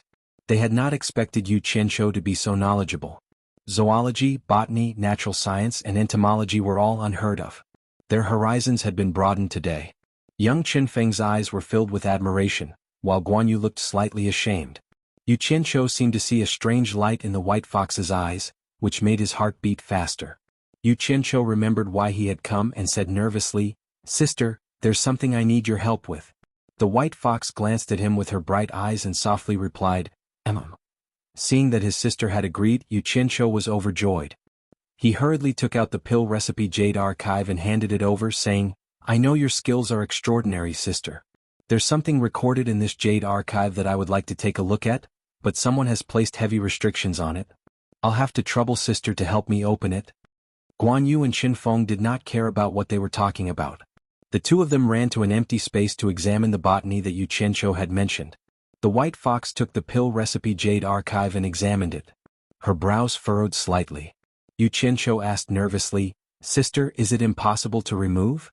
The white fox shook her head lightly and said, "The person who set up the restrictions has a very high level of attainment and formations. There are a total of 7 layers of restrictions. The first layer has already been broken, and the first few layers are not difficult for me. However, the last few layers are ones that I have never seen before. I'm afraid it will take some time to break them. Otherwise, forcefully breaking them will damage the items inside." As she finished speaking, her slender fingers began to move on the jade archive. Yu Qianqiu knew that she was breaking the restrictions, but he could not understand what she was doing. He felt that it was extremely mysterious. After 3 rays of white light flashed on the jade archive, the white fox's fingers stopped moving. After a long while, she exhaled and returned the jade archive, saying, "I've broken 3 of the remaining 6 layers of restrictions. I can't break the remaining 3 for now. I've memorized them, but I need some time to think about them." Yu Qianqiu took the jade archive and smiled sheepishly, "Breaking through 3 layers is enough. Don't worry about the rest. Sister can think about it slowly." The white fox nodded and stared at him without saying anything else. It turned around and walked toward the bamboo house outside the garden. On the other side, Guan Yu and Qinfeng exclaimed in amazement. Apparently, the results of the experiment were miraculous. Yu Qianqiu put away the jade archive and walked over with a smile on his face. When he saw Qinfeng, he suddenly thought of someone else. That day in the 100 Flowers Valley, aside from Qinfeng, he had also recruited a person who made and sold the fallen immortal incense. How come he hadn't seen Qinfeng after so many visits? "Yunchang, I have something to ask you." Guan Yu patted the dirt off his hands and stood up with a smile. "What's the matter?" Yu Qianqiu asked curiously. "Aside from Qinfeng, I brought another person with me. How come I haven't seen him after so many visits? Where did he go?" Guan Yu was taken aback. He suddenly laughed and said, "You're talking about that guy." He then put his mouth next to Yu Qianqiu's ear and whispered a few words. When Yu Qianqiu heard this, his expression changed drastically. He cursed, "Serves him right." It turned out that after the person who sold the incense was recruited, his primordial spirit was also forcefully extracted by the white fox, just like Qinfeng. However, when he saw the white fox's appearance, he was immediately shocked and his lust was aroused. After that, he even tried to use the fallen immortal to pluck flowers without knowing the immensity of heaven and earth. It was unknown whether he was truly unaware or just pretending to be unaware. His primordial spirit was already in the other party's hands. How could his every move escape her notice? As a result, the white fox destroyed his natal primordial spirit and turned his bones into ashes as fertilizer for the flowers. Sigh. What a pity for such a talented person. Forget it, he asked for it. You can't blame anyone else. You guys have fun, I'll take my leave first. See you later. Yu Qianqiu said regretfully. Wait. Guan Yu pulled him back and said, remember to bring a hive of bees when you come again. I want to understand the relationship between botany and zoology. Alright, I'll keep that in mind. Returning to his room on supporting Immortal Island, Miao Yi listened carefully to make sure that there was no movement outside. He impatiently took out the pill recipe Jade Archive and began studying it. He inserted his divine sense into the Jade Archive and started reading from the first layer. Actually, the first layer wasn't a pill recipe. Instead, it explained some common knowledge about pill refining and the necessary preparations. For example, the best type of fire to use for pill refining and the best type of pill furnace to increase the success rate of pill refining. There was a whole bunch of information written on it. For Yu Qianqiu, who was a complete layman in pill refining, these headache-inducing questions were exactly what he needed to understand. These were the things he lacked. Hence, he read very attentively, memorizing every single word as he read. The second layer wasn't a pill recipe either.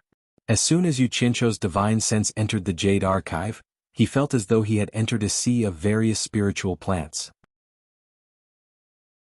Not only were the names and medicinal effects of the various spiritual plants described in detail, but even the shapes and appearances of the herbs were vividly displayed before his eyes. The level of detail was enough to make one's hair stand on end. Even the growth habits of each herb and the places where it was easy to collect them were listed. Yu Qianqiu was shocked. It wasn't just a normal shock but a very, very shock. Even though he knew nothing about medicinal herbs or pill refining, he now knew that he had picked up a treasure. He was glad that he had made a wise decision to obtain this item from Lu Jingguang. If he had given up on such a good item, he would be worse than a pig or a dog. Aside from his shock, he couldn't help but think back to the alchemy sect of yesteryear. A sect that was founded on pills had an unparalleled level of attainment in the field of alchemy. Just by looking at the countless number of medicinal herbs recorded in detail in the second layer, one could tell how much blood, sweat, and tears of many generations had been spent to gather them. Just this layer alone was enough to make it a rare treasure of the world. If someone wanted to rebuild the alchemy sect, he believed that with this Jade Archive of pill recipes, there wouldn't be any technical obstacles. It was impossible to memorize so many medicinal herbs in a short amount of time. He could only leave them for later. Sighing, Yu Qianqiu's divine sense entered the third layer. From the opening words of this layer, he could tell that it recorded various pill recipes suitable for use by foundation-building cultivators. Beside the name of each pill recipe was written the effects of the pill. Below it was a list of the required medicinal herbs. Even the order and timing of the medicinal herbs to be used in the concoction, and the age of the medicinal herbs were written down in detail. There were also various problems that would occur before the concoction of the pill was completed. TSK. This was really good stuff. Even if a layman came across this item, as long as he followed the instructions, he would be able to concoct a miraculous medicinal pill. He didn't expect that a mere foundation-building cultivator would be able to use so many medicinal pills to aid their cultivation. This was really strange. Since the alchemy sect was able to concoct so many miraculous medicinal pills to raise their cultivation, then their strength shouldn't be weak. How could they have been exterminated by someone? As Yu Qianqiu was reading, his eyelids suddenly twitched. The three words foundation-building pill appeared before his eyes, immediately attracting his attention. Chapter 55. After looking at it carefully, he realized that it was the pill recipe for the foundation-building pill. This pill recipe alone required 9 types of spiritual plants. Yu Qianqiu hurriedly noted down the names of the spiritual plants and the order of refinement. This was exactly what he needed. The fourth layer was the pill recipe for the core formation realm.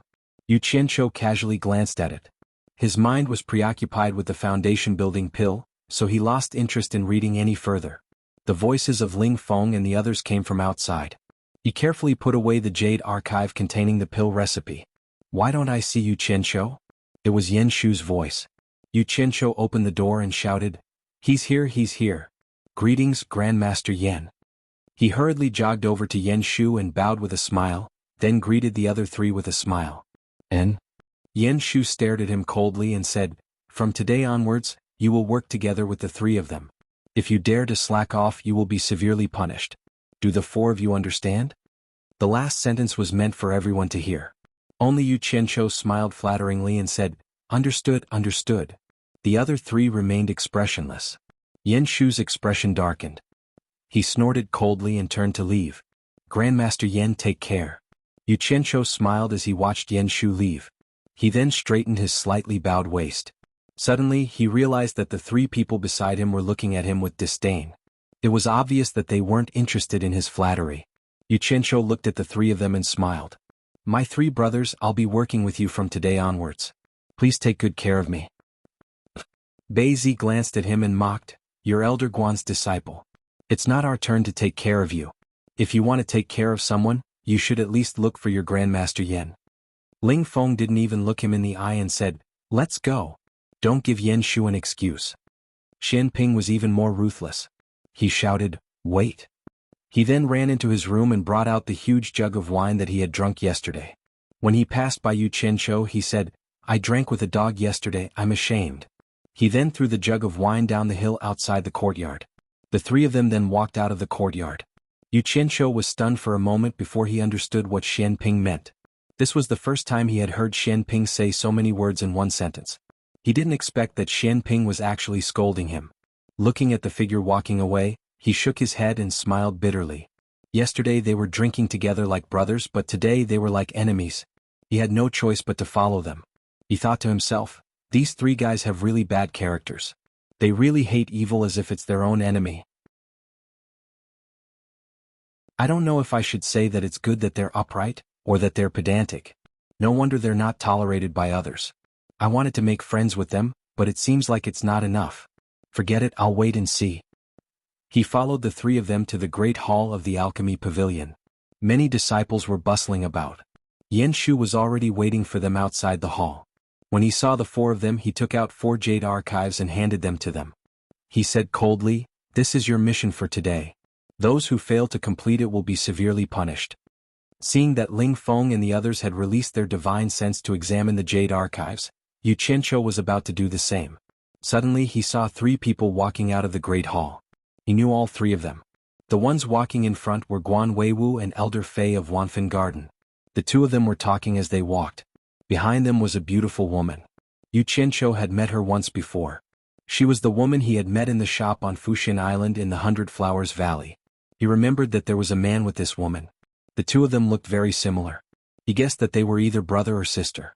The 2 of them addressed Elder Qin as senior uncle. Obviously, they didn't use the messy form of address on Fushin Island. The shopkeeper in the shop addressed them as young Palace Master and young Mississippi. It seemed like this girl had a powerful background. When they walked to the side of the few people outside the hall, Elder Guan, who had always been domineering, actually said to Elder Fei politely, please. Elder Fei smiled bitterly and said, just don't push my Wanfen Garden too hard in the future. The arrival of the 2 alarmed the crowd. One after another they greeted, Elder Guan, Elder Fei. Only Yu Qianqiu called out, greetings, Master. It was unusually ear-piercing and attracted the attention of the crowd. When Guan Weiwu saw that it was Yu Qianqiu, he happily nodded at him.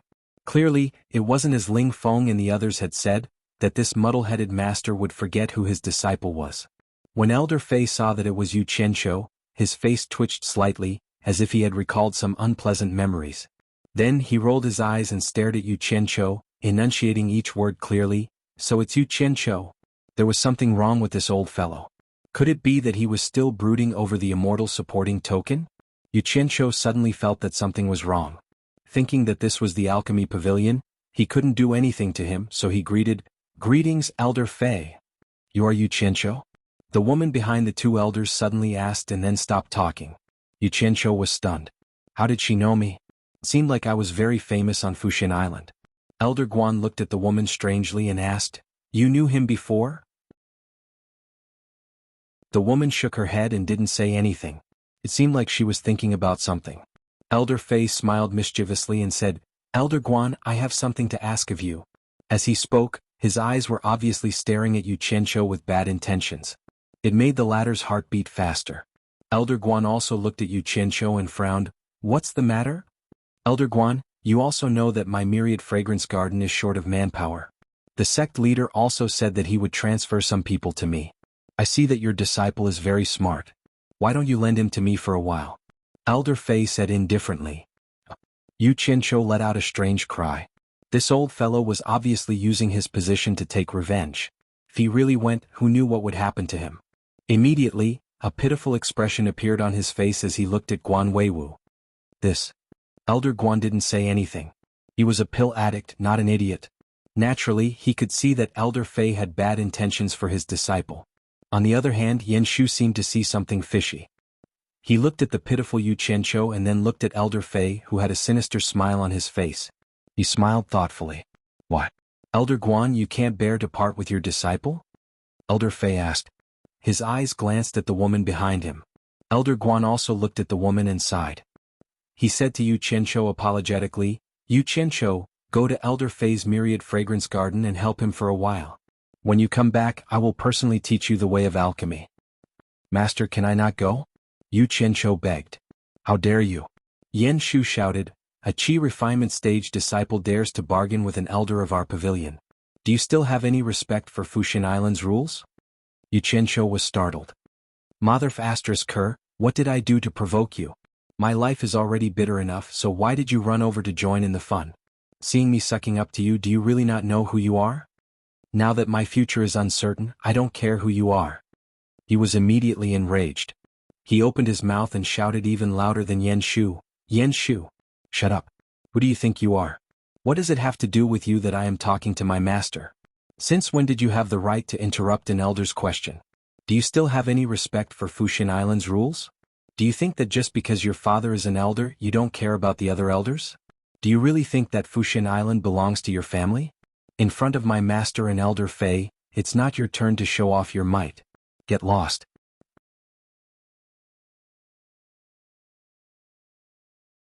Chapter 56. His words were too vehement, and his voice was loud enough that everyone outside the grand hall could hear him.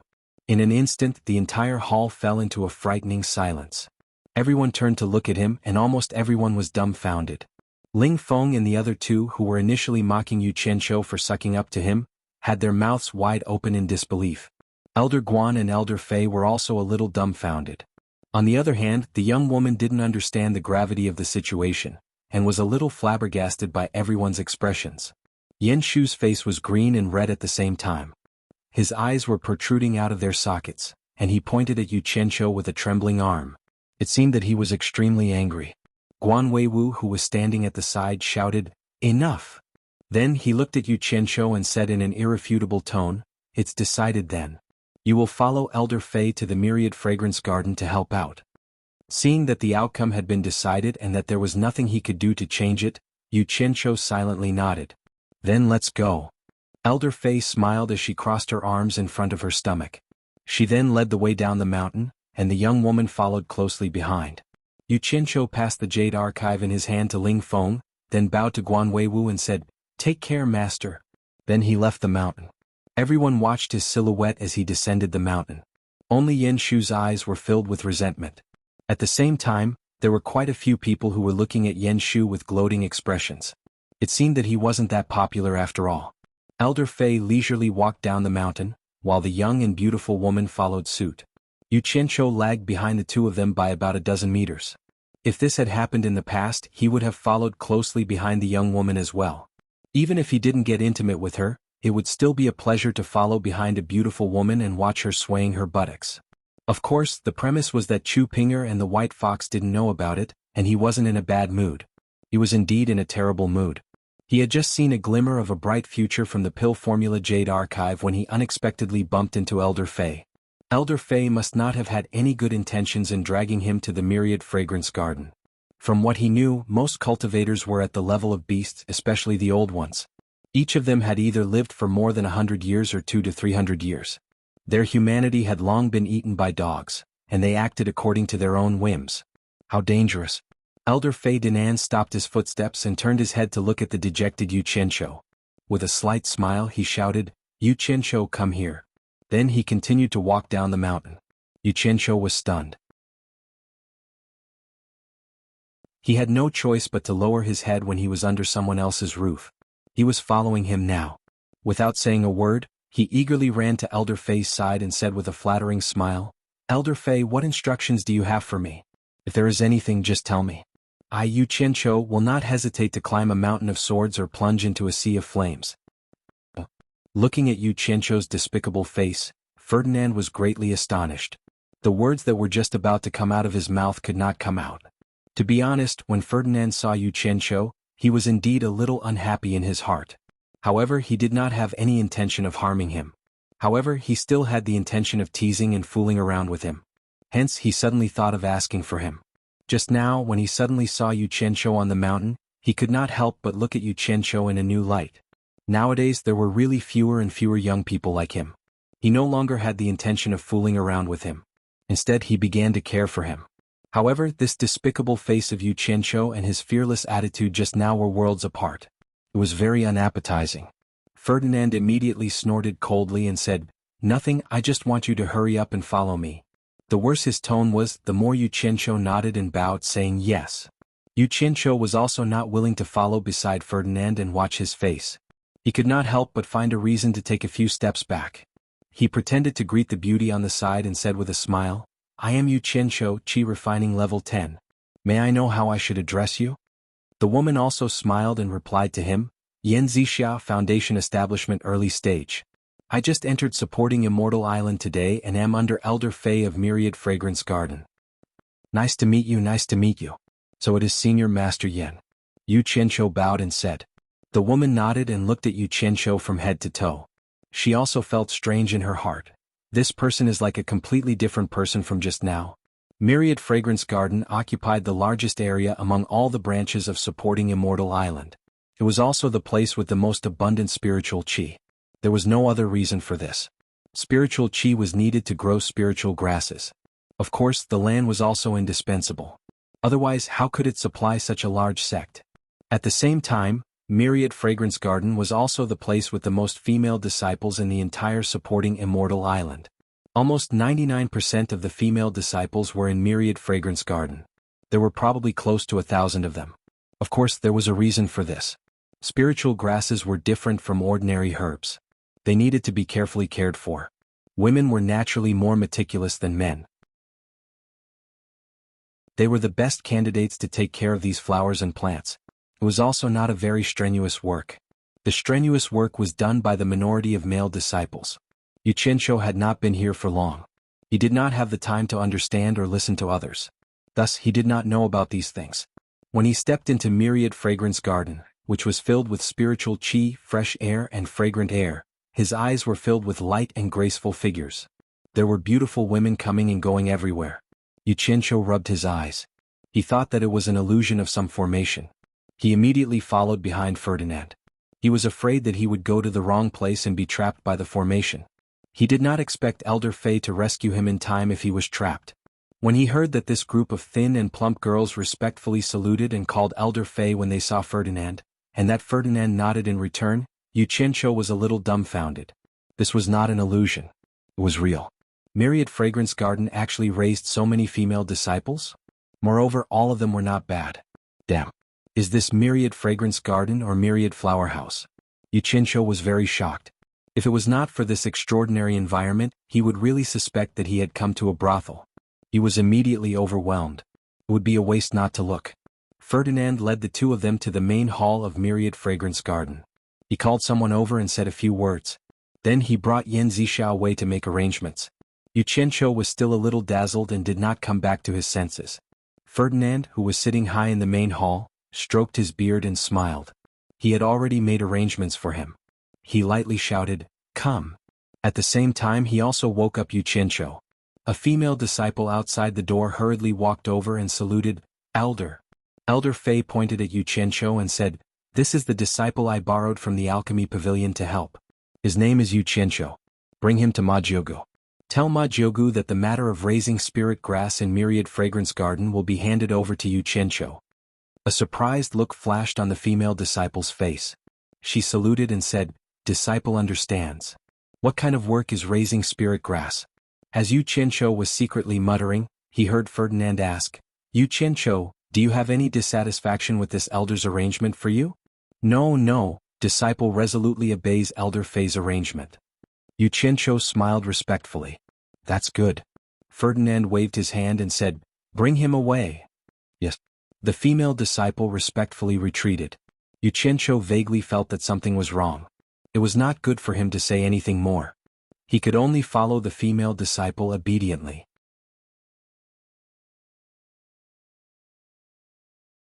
Chapter 57. Along the way Yu Qianqiu was still wondering what the spirit-nurturing grass was for. And who was that Ma Jiugu? She must be someone extraordinary for Elder Fei, who was in charge of Myriad Fragrance Garden, to call her aunt. Thinking about this, he felt slightly nervous. The female disciple who led the way at the side sized Yu Qianqiu up from time to time. Naturally, it wasn't because she had taken a fancy to him. With his ordinary appearance that was at the bottom of the pile of ordinary people, there were probably very few people that would take a fancy to him. She was also wondering who this person was. Elder Fei personally borrowed him from the alchemy pavilion. Why did he make him do the work of nurturing the spirit herbs? The female disciple suddenly recalled a rumor a few days ago. There was an itinerant cultivator who entered supporting Immortal Island with an immortal supporting medallion. He was the disciple of Alchemy Pavilion's Elder Guan. It was said that dozens of elders fought fiercely for the immortal supporting medallion. In the end, it was Elder Guan who obtained the immortal supporting medallion. That itinerant cultivator's name was Yu Qianqiu. Could it be this person? Thinking about this, the doubts in her heart were easily resolved. When she looked at Yu Qianqiu again, a trace of pity appeared in her eyes. Yu Qianqiu felt gloomy. He looked at the scenery of Myriad Fragrance Garden to relieve his worries. There were all kinds of spirit herbs planted all around the garden. Smelling the refreshing fragrance, there were many beauties working in the garden. There were all kinds of terrains in the Wanfen Garden. There were high hills, low depressions and flat lands, and all kinds of spiritual herbs were planted everywhere. There were also many flowers and fruits. The colorful spiritual herbs swayed in the breeze. Occasionally, when the wind was strong, the hem of a skirt would be blown up and a delicate hand would be pressed down. It made one's imagination run wild. What a great place. It turned out that spiritual herbs and beauties were also a pretty good scenery. Yu Qianqiu's worries eased a lot. At the same time, he couldn't help but admire the eyesight of the major sects in the cultivation world when it came to accepting disciples. Not all of the female disciples were outstanding beauties, but because they all cultivated their bones, their appearances were much better than ordinary mortals. Of course, not everyone with a good bone structure had a good appearance. There were some people who were ugly but talented, but they were in the minority. All in all, as far as the eye could see, the spiritual herbs were all pretty girls. There were also women who were in their prime and were slightly more mature and alluring. Yu Qianqiu was a little absent-minded as he wondered if he had arrived at Womanland. They arrived at the foot of a mountain. It wasn't really a mountain, but it was at most a slightly higher hill. However, it occupied quite a large area. There were very few trees around the hill, and most of them were covered by various kinds of spirit herbs. The entire hilltop was occupied by an antique courtyard. It was obvious that it was a building that had existed for a long time. Although Yu Qianqiu's cultivation level was not high, along the way, he noticed that the spiritual energy nurtured by this mountain was the most abundant. The spiritual energy had already condensed into a faint mist. The female disciple stopped and reminded him, Yu Qianqiu, this hilltop is the residence of consecrated Aunt Jiu. Consecrated Aunt Jiu doesn't like noise, so don't make too much noise later. Yu Qianqiu thought that she was reminding him out of kindness, but from the faint fear on her face, he could see that she was afraid that he would implicate her. The two of them were not familiar with each other, let alone a woman, so he didn't mind. He looked at the building on the hilltop and asked, Is consecrated Aunt Jiu the Ma Jiu that Elder Fei mentioned? Lower your voice. The female disciple seemed to be startled by his words. Ma Jiugu is not someone we can call, she said in a soft voice. Elder Fei only calls her that in front of us, but he would never dare to call her that in front of Reverend Jiugu. Consecrated Aunt Jiu used to be the aunt of the former sect leader, and also the previous elder who presided over Wanfen Garden. Her cultivation level has reached the late stage of passing calamity, and even the current sect leader has to greet her and call her Aunt Jiu. Yu Qianqiu replied with an "Oh," and looked at the hilltop. He thought, so it's Ferdinand who wants to save face. But why did he send me to the old monster's place? Does he want to use the old monster to kill me? He wondered who would be stronger in a fight between the old monster and his sister. Both of them were in the late stage of passing calamity. Let's go, the female disciple said. Yu Qianqiu nodded. He had originally wanted to get close to her and ask her what her name was, but seeing how timid she was and how she could barely be considered a beauty, he gave up on that thought. Going up the bluestone stairs to the hilltop and standing outside the wall, Yu Qianqiu found that the courtyard was really big and the wall was really high. The tall courtyard gate was open, and there was no one guarding the gate. He raised his head and looked at the three big words Mulberry Garden, engraved on the top of the courtyard gate. Then he followed the respectful female disciple and quietly walked in. As soon as he entered, for some reason, Yu Qianqiu suddenly felt that the surrounding temperature dropped a lot. The inside of the wall and the outside seemed to be two different worlds. Walking through the dark courtyard surrounded by trees and green vines, his eyes suddenly opened up. There were all kinds of strange flowers and plants. There were actually many gardens inside, and they were also planted with spirit herbs. In each garden there were 1 or 2 young girls working. Fortunately, the appearance of the young girls here seemed to be a grade higher than what he saw outside. A beautiful and dignified woman greeted the two of them with a smile. The female disciple hurriedly bowed and said, "Elder Lan." This made Yu Qianqiu also bow. That Elder Lan smiled and said, "What brings you here?" The female disciple pointed at Yu Qianqiu and replied, "This person is a disciple that Elder Fei borrowed from the alchemy pavilion. His name is Yu Qianqiu. Elder Fei said that he will be sent to Jiugu to worship the spirit herb." Yu Qianqiu? Spirit herb? Elder Lan was stunned.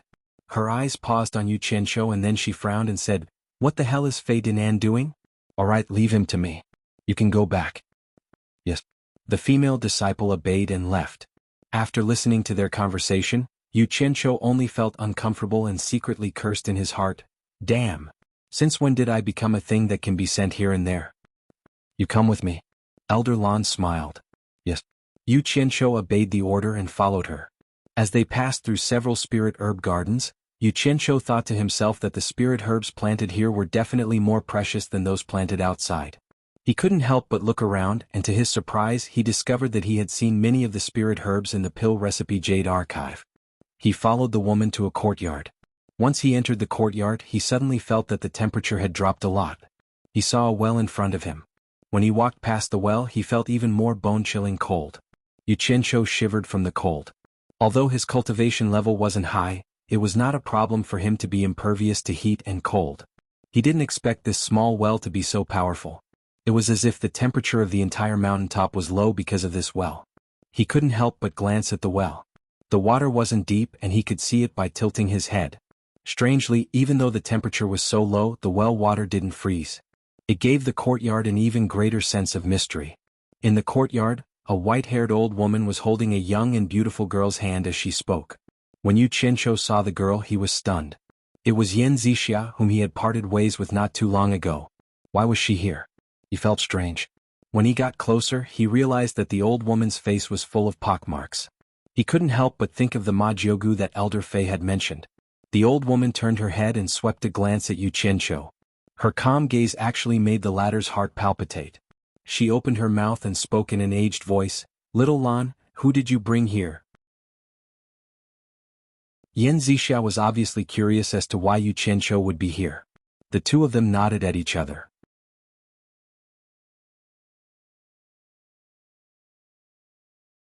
Chapter 58. Hearing the old lady's question, Elder Lan pouted like a little girl and muttered, "Ferdinand sent someone to deliver it to you. He said it's for you to grow spirit herbs. It's simply nonsense." Elder Lan's words proved that the old lady in front of them was Ma Jiugu, but looking at the way she spoke, she was full of worry and disgust. She didn't look like the beautiful and dignified woman from before.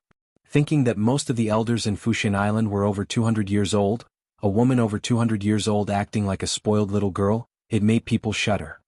He quickly stepped forward and saluted, "Yu Qianqiu greets Elder Jiugu." "Yu Qianqiu?"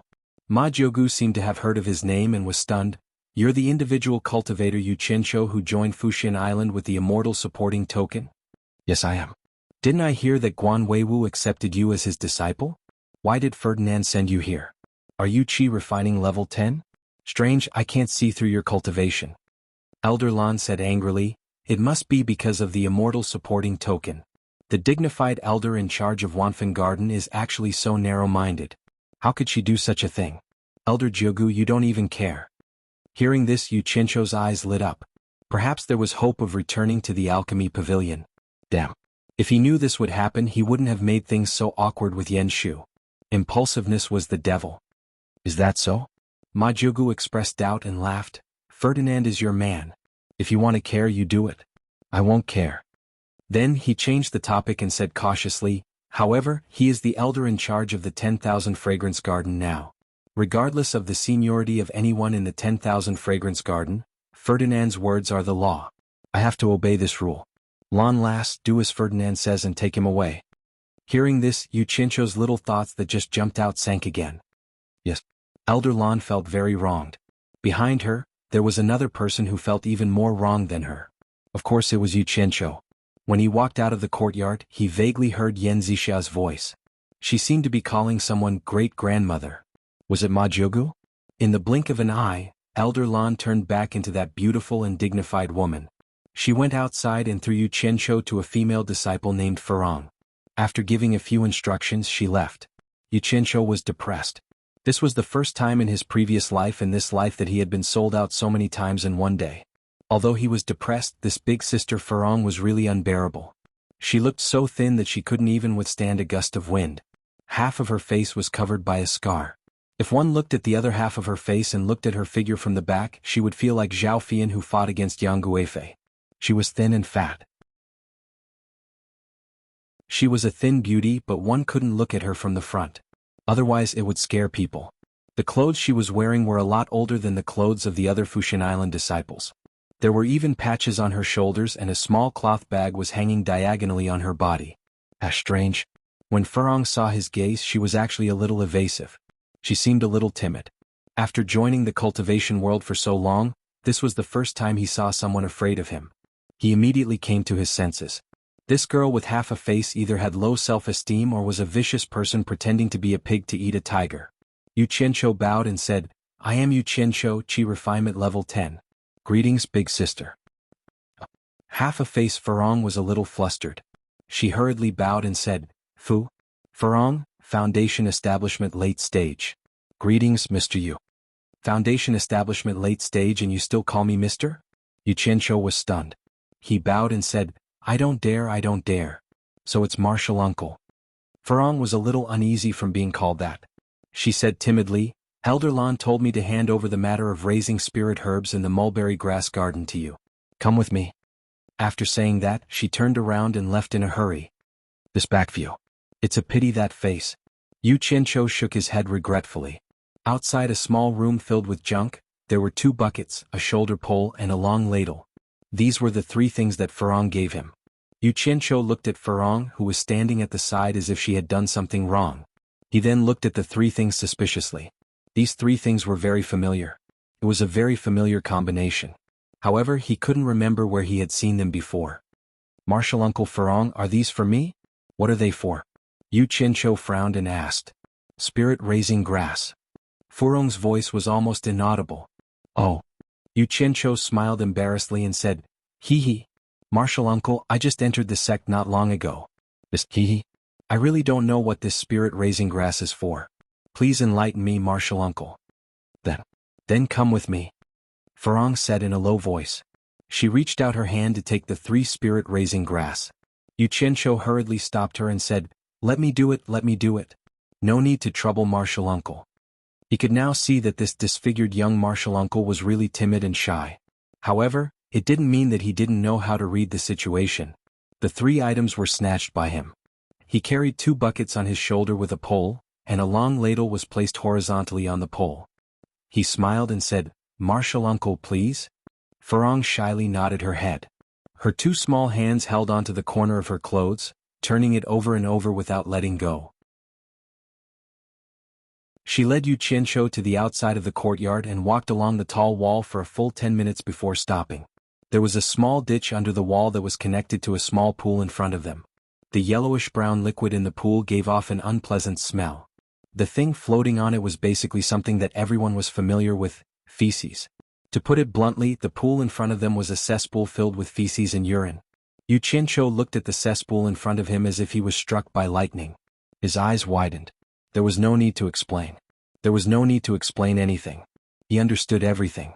He was born in the countryside in his previous life. How could he not understand? The scene of farmers working hard and fertilizing crops in his previous life appeared in his mind. Spirit-raising grass? Fertilizing spirit-raising grass with human feces and urine? Spirit-raising grass with human feces and urine? Spirit-raising grass with human feces and urine? How could spirit-raising grass absorb this? Yu Qianqiu's face first turned pale, then red, then green, then black. He was already showing signs of going berserk. No wonder these 3 things looked familiar at first. They were used for this. Furong, who was at the side, was so scared that she took a few steps back. Yu Qianqiu could be heard shouting with a choked throat, F*ck. Raising bullsh *t spirit raising grass. Ferdinand, you have guts. You want me to carry feces. The things on his shoulder were thrown to the ground. Looking at Yu Qianqiu, whose eyes were red and who was panting, Furong's hands clenched the corner of her clothes tightly. Her delicate knuckles were white, and there were tears at the corner of her eyes. She said with a slightly choked voice, Mr. Yu, you don't have to be angry. This is what I'm doing anyway. You don't have to do it. I won't tell Elder Lon. You can rest at the side. She carefully moved over and slowly squatted down. Her pale little hands picked up the things on the ground and put them away.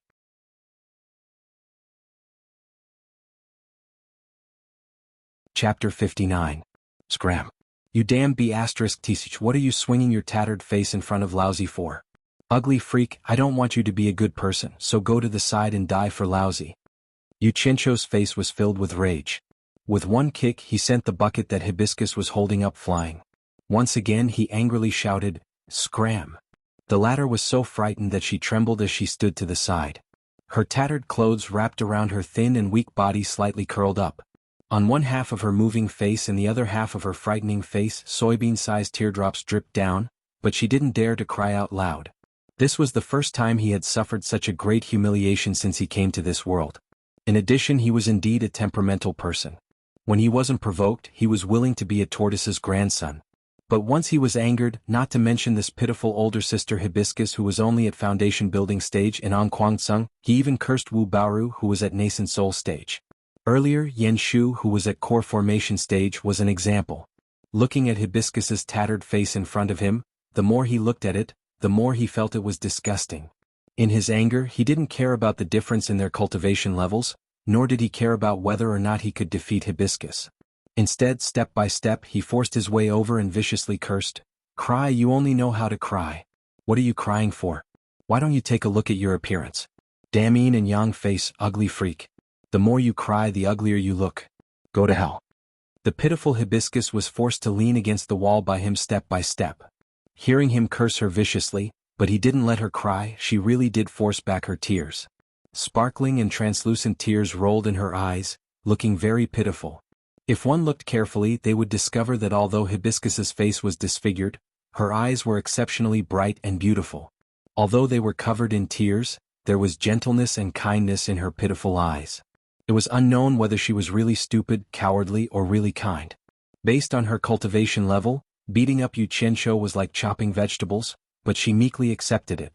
Just like that, an average-looking man forced an ugly, weak woman into a corner. The two of them stared at each other, one furious, the other delicate and pitiful. After a long time, seeing that Yu Qianqiu's anger seemed to have subsided a little, Hibiscus loosened her hand that was tightly gripping the corner of her clothes and pointed at the manure pit. She said timidly and softly, I'm going to work. If I'm late, I'll make Elder Lon unhappy. Actually, Hibiscus's voice was quite pleasant to listen to. Her voice was thin and neat, and her pearly white teeth moved up and down. Her faint words really had the effect of relieving heat. Yu Qianqiu was stunned. Was his voice a little too loud just now? Did the old man in the courtyard hear him? He was a little impulsive. Seeing that he didn't say anything, Hibiscus carefully moved out with her back rubbing against the wall. She picked up the wooden barrel that Yu Qianqiu had kicked far away and carefully put it back. Her eyes occasionally glanced at him, clearly still a little afraid of him. He then took out a white pill from the slanted cloth bag and tossed it into the cesspool. Tossing a pill into the cesspool? Yu Qianqiu seemed to have forgotten that he was still angry and watched curiously. As the pill sank into the cesspool, it instantly reacted and began to bubble. The yellowish-brown substance surged in the pool, making Yu Qianqiu feel disgusted and a little nauseous. He could bear it when the thing in the cesspool was not moving, but when it moved, it was really not something that ordinary people could bear. Although he came from a remote village that was already a long time ago. On the other hand, Hibiscus calmly stood at the side, there was no abnormality on her face. Yu Qianqiu's nostrils flared. Strange, the smell that was originally in the depths of his memory did not appear. Instead, there was a faint fragrance. It must be the effect of the pill. He wanted to get closer to see what was going on, but no matter how fragrant it was still feces. He was still unwilling to get closer. Hibiscus gently rolled up her worn-out sleeves, revealing two small, sparkling, white and tender arms. She grabbed a long scoop and began to pour the feces into two wooden barrels. Yu Qianqiu secretly thought that it was a pity that such beautiful hands were used for this. Hibiscus, however, was calm and composed. Once it was filled, Hibiscus inserted the carrying pole between the two barrels. Her slender body gently bent down, and the hard carrying pole landed on her thin and small shoulders. With a slight effort, the 2 barrels of feces were picked up by this weak woman. Before she left, she glanced at Yu Qianqiu with a lonely gaze as if she was comforting him. "Don't be angry, just rest here. I'll do it." That gaze. In an instant, Yu Qianqiu felt something in his chest shatter. Is it a broken heart? No, but I feel my heart ache. Strange, what am I feeling heartache for? I'm not familiar with her. Yu Qianqiu asked himself. Hibiscus's thin and weak body swayed forward while carrying the carrying pole. With her cultivation level, carrying such a load was a piece of cake, but looking at her thin and small figure and the 2 barrels, it seemed incongruous. Were the barrels too big, or was Hibiscus's figure too thin and small? For some reason, as he watched the steady swaying of the carrying pole, Yu Qianqiu felt an inexplicable pain in his heart. "Wait!" Yu Qianqiu shouted and ran over. Hearing the shout, Hibiscus turned around while carrying the carrying pole. When she saw Yu Qianqiu running over, she was so frightened that she took 2 steps back. The yellow-brown liquid in the barrels immediately swayed and splashed on the ground. Some of it landed on Hibiscus's shoes and the edge of her tattered skirt. "Give it to me." Yu Qianqiu expressionlessly reached out his hand towards the carrying pole. "No need." Hibiscus's slender body refused while carrying the carrying pole. "Give it to me." Yu Qianqiu reached out his hand again. "It's dirty," Hibiscus said softly. "If you're not afraid of it, why should I be afraid? Quickly give it to me." "I'm used to doing it, I'm not afraid of it." Yu Qianqiu's heart tightened again. He exhaled and said, "Did you forget Elder Lan's instructions? You don't even listen to Elder Lan anymore? Do you want me to be punished?" Speaking of Elder Lan, a trace of fear appeared on Hibiscus's face. She didn't know what to do. Without hesitation, Yu Qianqiu reached out his hand and forcibly placed the carrying pole on his shoulder. He turned his head and said with a smile, "You just need to teach me how to do it. Help me hold this and lead the way." As he said this, he handed her the long ladle. Holding the ladle, Hibiscus nodded helplessly. Then she hurriedly led the way. Yu Qianqiu didn't find the big feces disgusting anymore. He tried his best to control the swaying of the 2 barrels. When the 2 returned to the courtyard, Hibiscus led him to the garden where the spiritual herbs were planted. She shyly taught him how to fertilize the spiritual herbs. She originally wanted to do it herself, but in the end Yu Qianqiu refused. He only needed her to do it with her mouth. He would take care of everything that had to be done. Yu Qianqiu cooperated with Hibiscus with unprecedented meekness. Wherever Hibiscus pointed, he would obediently do it. The other beauties who were taking care of the spiritual herbs in the garden were all shocked. The ugly Hibiscus actually found a man to help her. There were a lot of spiritual herbs that needed to be fertilized. The small manure pit outside the wall was simply not enough. Hibiscus led him down the mountain to the place where the female disciples of Wanfen Garden lived. There was a place similar to a public toilet. There were many manure pits. The female cultivator's ability to excrete wasn't weak. Yu Qianqiu almost fainted. He never thought that there would be a day where he would come to the women's toilet to pick the fertilizers offered by women. What made him even more incredulous was that there were many ant-level seniors who actually had to fight over the feces. Fighting over the feces with ants? He couldn't help but sigh. The area of spiritual herbs planted in Wanfen Garden wasn't just big. The fertilizers were in short supply.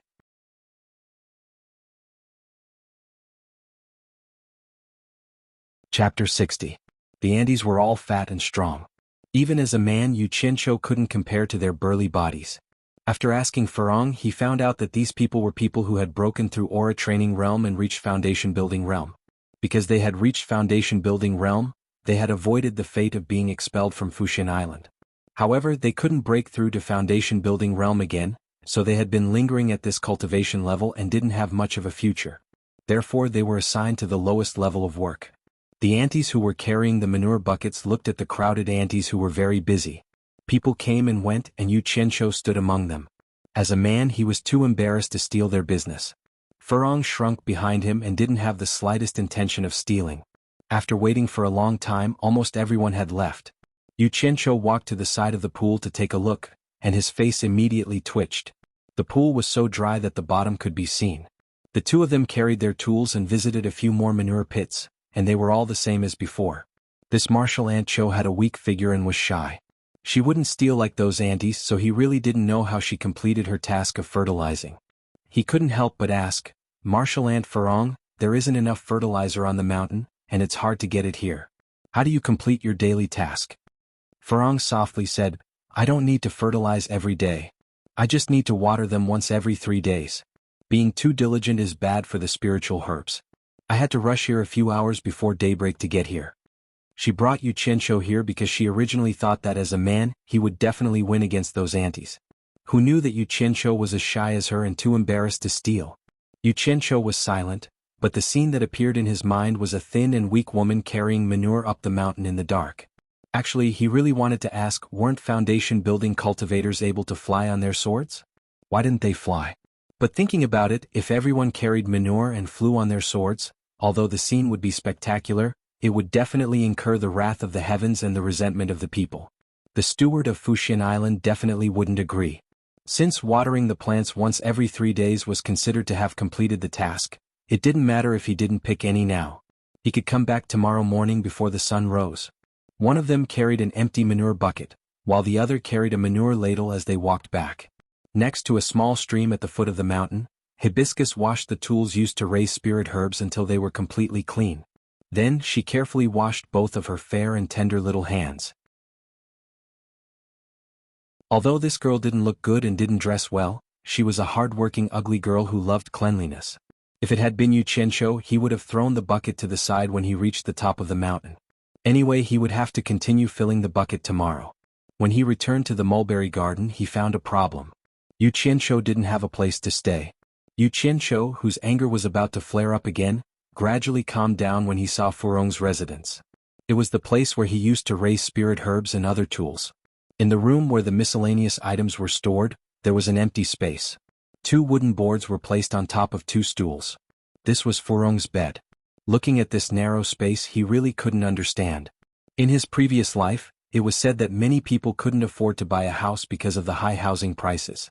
Could it be that this phenomenon also existed in the cultivation world? This was too unimaginable. However, the other people in Fuxian Island weren't like this. Even Ling Feng and the other 2, who were the worst in the alchemy pavilion, had a small courtyard to live in. There should be a lot of empty rooms in this mulberry garden. This martial Uncle Cho should have a story that he didn't know. Everything showed that she was being abused.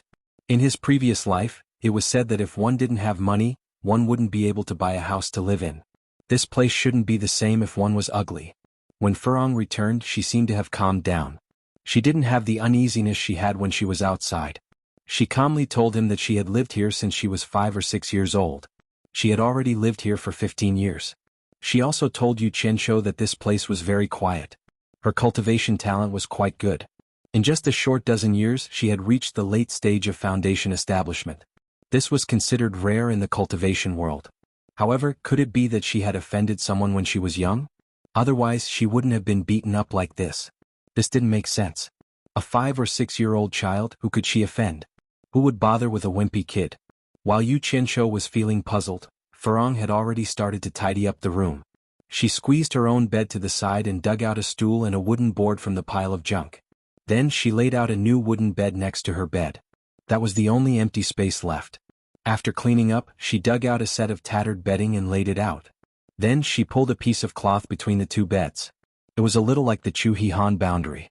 In the end, she foolishly told him that he could make do with it here. This was how she treated her guests? Looking at her, it seemed that having a bed like this was good enough. Yu Qianshou really suspected that she had never seen how the other people in Fuxian Island lived. However, she was really confident in her own looks. She knew that if she stayed in the same room as another man, she wouldn't have to worry about that man molesting her. That night, Yu Qianshou didn't do anything beastly. In fact, he didn't even have the slightest thought. He asked Furong many questions in a roundabout way, wanting to understand more about the mulberry garden. In the end, it was as if he didn't ask. Furong knew almost nothing. He could only lie down and sleep soundly. Before daybreak, the 2 of them dragged their things down the mountain. Fortunately, there was moonlight in the sky. In addition, they had cultivated, so their eyesight was much better than ordinary people. Otherwise, going up and down the mountain in the dark would really be a dangerous thing. Their goal was naturally the female toilet. Sure enough, there was a lot of harvest. Yu Qianqiu carried the bucket of dung and quickly ran back up the mountain. He dumped the harvest outside the wall into his own territory and quickly ran down the mountain. This round trip probably took nearly 2 hours. He carried 4 loads of dung. Seeing that the sky was already slightly bright, he finally stopped. Yu Qianqiu discovered that stealing dung from the female toilet in the middle of the night was a very exciting and very successful thing. He was actually a little excited. In the past, he probably never thought that he would have such a day. If his subordinates from his previous life knew that Big Brother had done this, how would they feel? After the two of them had a successful cooperation, the distance between them gradually narrowed by a lot. In the next few days, Yu Qianqiu was pleasantly surprised to discover that Furong seemed to have an extraordinary interest in spiritual plants. She might be afraid of other things, but as long as it was related to spiritual plants, she wouldn't be afraid of anyone. She wouldn't be ashamed to ask questions. As long as it was a spiritual plant on Fuxian Island, she could recite its location and its various habits as if she was very familiar with it. He didn't expect this ugly girl to have this kind of ability. He had really picked up a treasure. Yu Qianqiu was secretly happy. A few days ago he saw a few familiar spiritual plants in the mulberry garden. They were precisely the spiritual plants required for the foundation building pill in the pill formula Jade Archive. At that time his heart was thumping hard for a long time. A bold plan formed in his mind. He would think of a way to collect the seeds of these spiritual plants and plant them in the Golden Pearl space. Relying on the miraculous effect of the purple chaos, he believed that it wouldn't be long before he could produce a large amount of spiritual plants needed to concoct the foundation building pill. If he had an inexhaustible supply of spiritual plants on hand, he could definitely try to concoct the pill himself. However, what made him feel discouraged was that after carefully searching for a few days, there were only 5 types of spiritual plants required for the foundation building pill in the entire mulberry garden. He was still missing 4. There was no other way. He could only wait for the Fuxian Island to distribute the foundation building pill once every 3 years before attempting to build his foundation. Who would have thought that he would wear out iron shoes in fruitless search, and then find it by chance without even looking for it?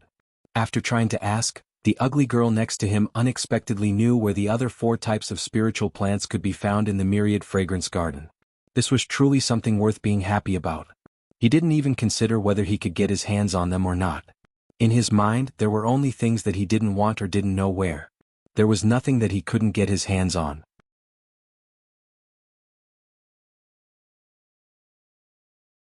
Chapter 61.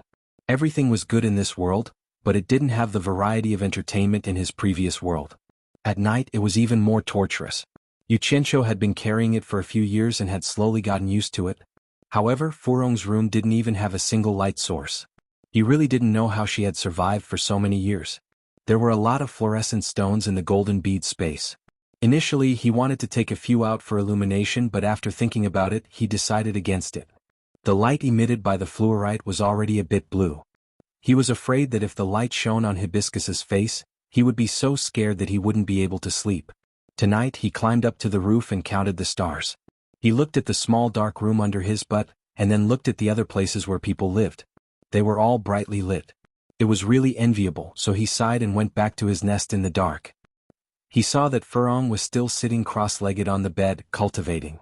Unfortunately, he was restricted by the aura refining realm and was unable to cultivate. After thinking it over, he felt that he should ask her about the whereabouts of the spiritual herb tonight. With this girl's intelligence, she shouldn't suspect anything. Hiding under the blanket, he took out the jade disc containing the pill formula. He felt that it was still better to be safe than sorry. He had to confirm the spiritual herbs in the pill formula for the foundation establishment pill. He must not make a mistake. Infusing his spiritual sense into the jade plate, Zhang Xian soon found the recipe for the foundation establishment pill. Heart-guarding orchid, diamond fruit, tendon-forging grass, ice spirit seed, gold fusion grass, 100-year ginseng, 100-year lingji, dirt-removing grass, spirit-gathering grass. If he remembered correctly, it was the 9-scented spirit grass. Who would have thought that the 100-year-old ginseng and reishi mushroom could also be considered as spiritual grasses? Only the first 5 species were found in the mulberry garden. Senior Aunt Furong. Yu Qianqiu kept the jade archive and called out to the other end of the tattered curtain. And Hibiscus also stopped. Does our mulberry garden have 100-year-old ginseng and 100-year-old Ganoderma? Furong asked curiously. No, but these are the ones planted in the forest behind the mulberry garden. Not only are there 100-year ginseng, there are even close to 1,000-year-old ginseng. Some of the ginseng are probably about to turn into spirits. F***ck, there's even the legendary 1,000-year-old ginseng. Yu Qianqiu was excited when he heard that. He sat up and said, there must be a lot. There are quite a few 100-year ones, but only a few 1,000-year ones. Aha, I heard that thing is very nutritious. Yu Qianqiu smiled and said, when I have time I'll get some to eat. Hibiscus chuckled a few times and said, ginseng and ganoderma are common herbs even in the secular world. You don't need to spend much effort to grow them. Their rarity lies in their age. Usually, those that are over 100 years old can be included in the category of spiritual herbs. For us cultivators, eating ginseng and ganoderma that are more than 100 years old directly is a waste. Refining them into pills is the best way to consume them. I'm just saying. Yu Qianqiu laughed mischievously and asked, does the mulberry garden have dirt-removing grass and spirit-gathering grass? There's none in the garden. The two biggest plots of land outside the garden at the foot of the mountain are planted with dirt-dispelling grass and spirit-gathering grass. Hibiscus paused for a moment, then explained, these two kinds of spiritual herbs are necessary for concocting medicinal pills. The dirt-dispelling grass could remove the impurities in the elixir, and the spirit-gathering grass could lock the elixir's spiritual qi and medicinal effects so that they wouldn't leak out. They were spirit herbs that were used in almost all elixirs. They were used in large quantities, so they were the most commonly planted spiritual herbs in the myriad fragrance garden. It turned out that there were spiritual herbs used to concoct foundation-building pills all around, but he didn't find them. It seemed that he had to walk around when he had time. Yu Qianqiu sighed and said, there are so many spiritual herbs in the myriad fragrance garden. You must have spent a lot of effort to collect them. Hibiscus replied, yes. In the outside world, our supporting Immortals Island's disciples have been searching for all kinds of rare and precious spiritual herbs for a long time. After collecting different spiritual herbs, our myriad fragrance garden will cultivate seeds and then plant them in large quantities. For example, our mulberry garden's consecrated Jiogu is in charge of all kinds of spiritual herb seeds. As long as it's a spiritual herb in the myriad fragrance garden, she has seeds in her hands. Ma Jiogu has seeds of all kinds of spiritual herbs? Hearing this, Yu Qianqiu's heart jumped. He swallowed his saliva and asked, since she has so many seeds, why doesn't the mulberry garden have many kinds of spiritual herbs? Hibiscus explained, the mulberry garden is in charge of cultivating seeds of all kinds of spiritual herbs. It's not a place to plant large quantities of spiritual herbs. Only the more precious or rare spiritual herbs are planted in the mulberry garden. Yu Qianqiu didn't speak, but his mind was quickly turning. It was really troublesome that the seeds of spiritual herbs were in Ma Jiogu's hands. The key was that he didn't know her at all. Not to mention that old woman was at the late stage of crossing tribulation. It would be difficult to get something from her hands. Just thinking about it made his teeth hurt. Hibiscus wasn't someone who took the initiative to speak. Seeing Yu Qianqiu tossing and turning on the bed without saying anything, she naturally didn't say anything. But she didn't know that the latter was worrying about the seeds. She recalled the scene when she saw Ma Jiogu that day. Just a glance from her made her heart jump. She was really difficult to deal with. But that day Yan Zixia seemed to be very intimate with her. Strange, how could a new disciple like her be so familiar with Ma Jiogu? That's right, when I came out, I heard her call out, great-grandmother. Who was she calling? There were only a few people at that time. Apart from Ma Jiogu, who else could it be? The two of them were relatives. Yu Qianqiu woke up from the bed and sat up. If they weren't relatives, there was no reason for Ma Jiogu to be so intimate with Yan Zixia in this cold cultivation world. It couldn't be because she liked Yan Zixia's beauty. Yu Qianqiu suddenly understood and slowly lay down again. His mind fell on Yan Zixia. Hibiscus didn't know what he was doing, so she got up and lay down in surprise. As the saying goes, hope is beautiful, but reality is always cruel. Ever since Yu Qianqiu arrived at the mulberry garden, he could be seen carrying a bucket of manure even before the sun rose. Such days passed. In order to get the seeds of spiritual herbs, he put his mind on Yan Zixia. He often wandered around the gate of the middle courtyard, hoping to meet her and make a connection. Unfortunately, he didn't get what he wanted. Several days passed, but Yan Zixia seemed to have disappeared from the mulberry garden. He didn't even see her shadow. The spiritual herbs in the formula of the foundation-building pill in the mulberry garden were very tempting. Every time he passed by intentionally or unintentionally, he wanted to secretly pull a few.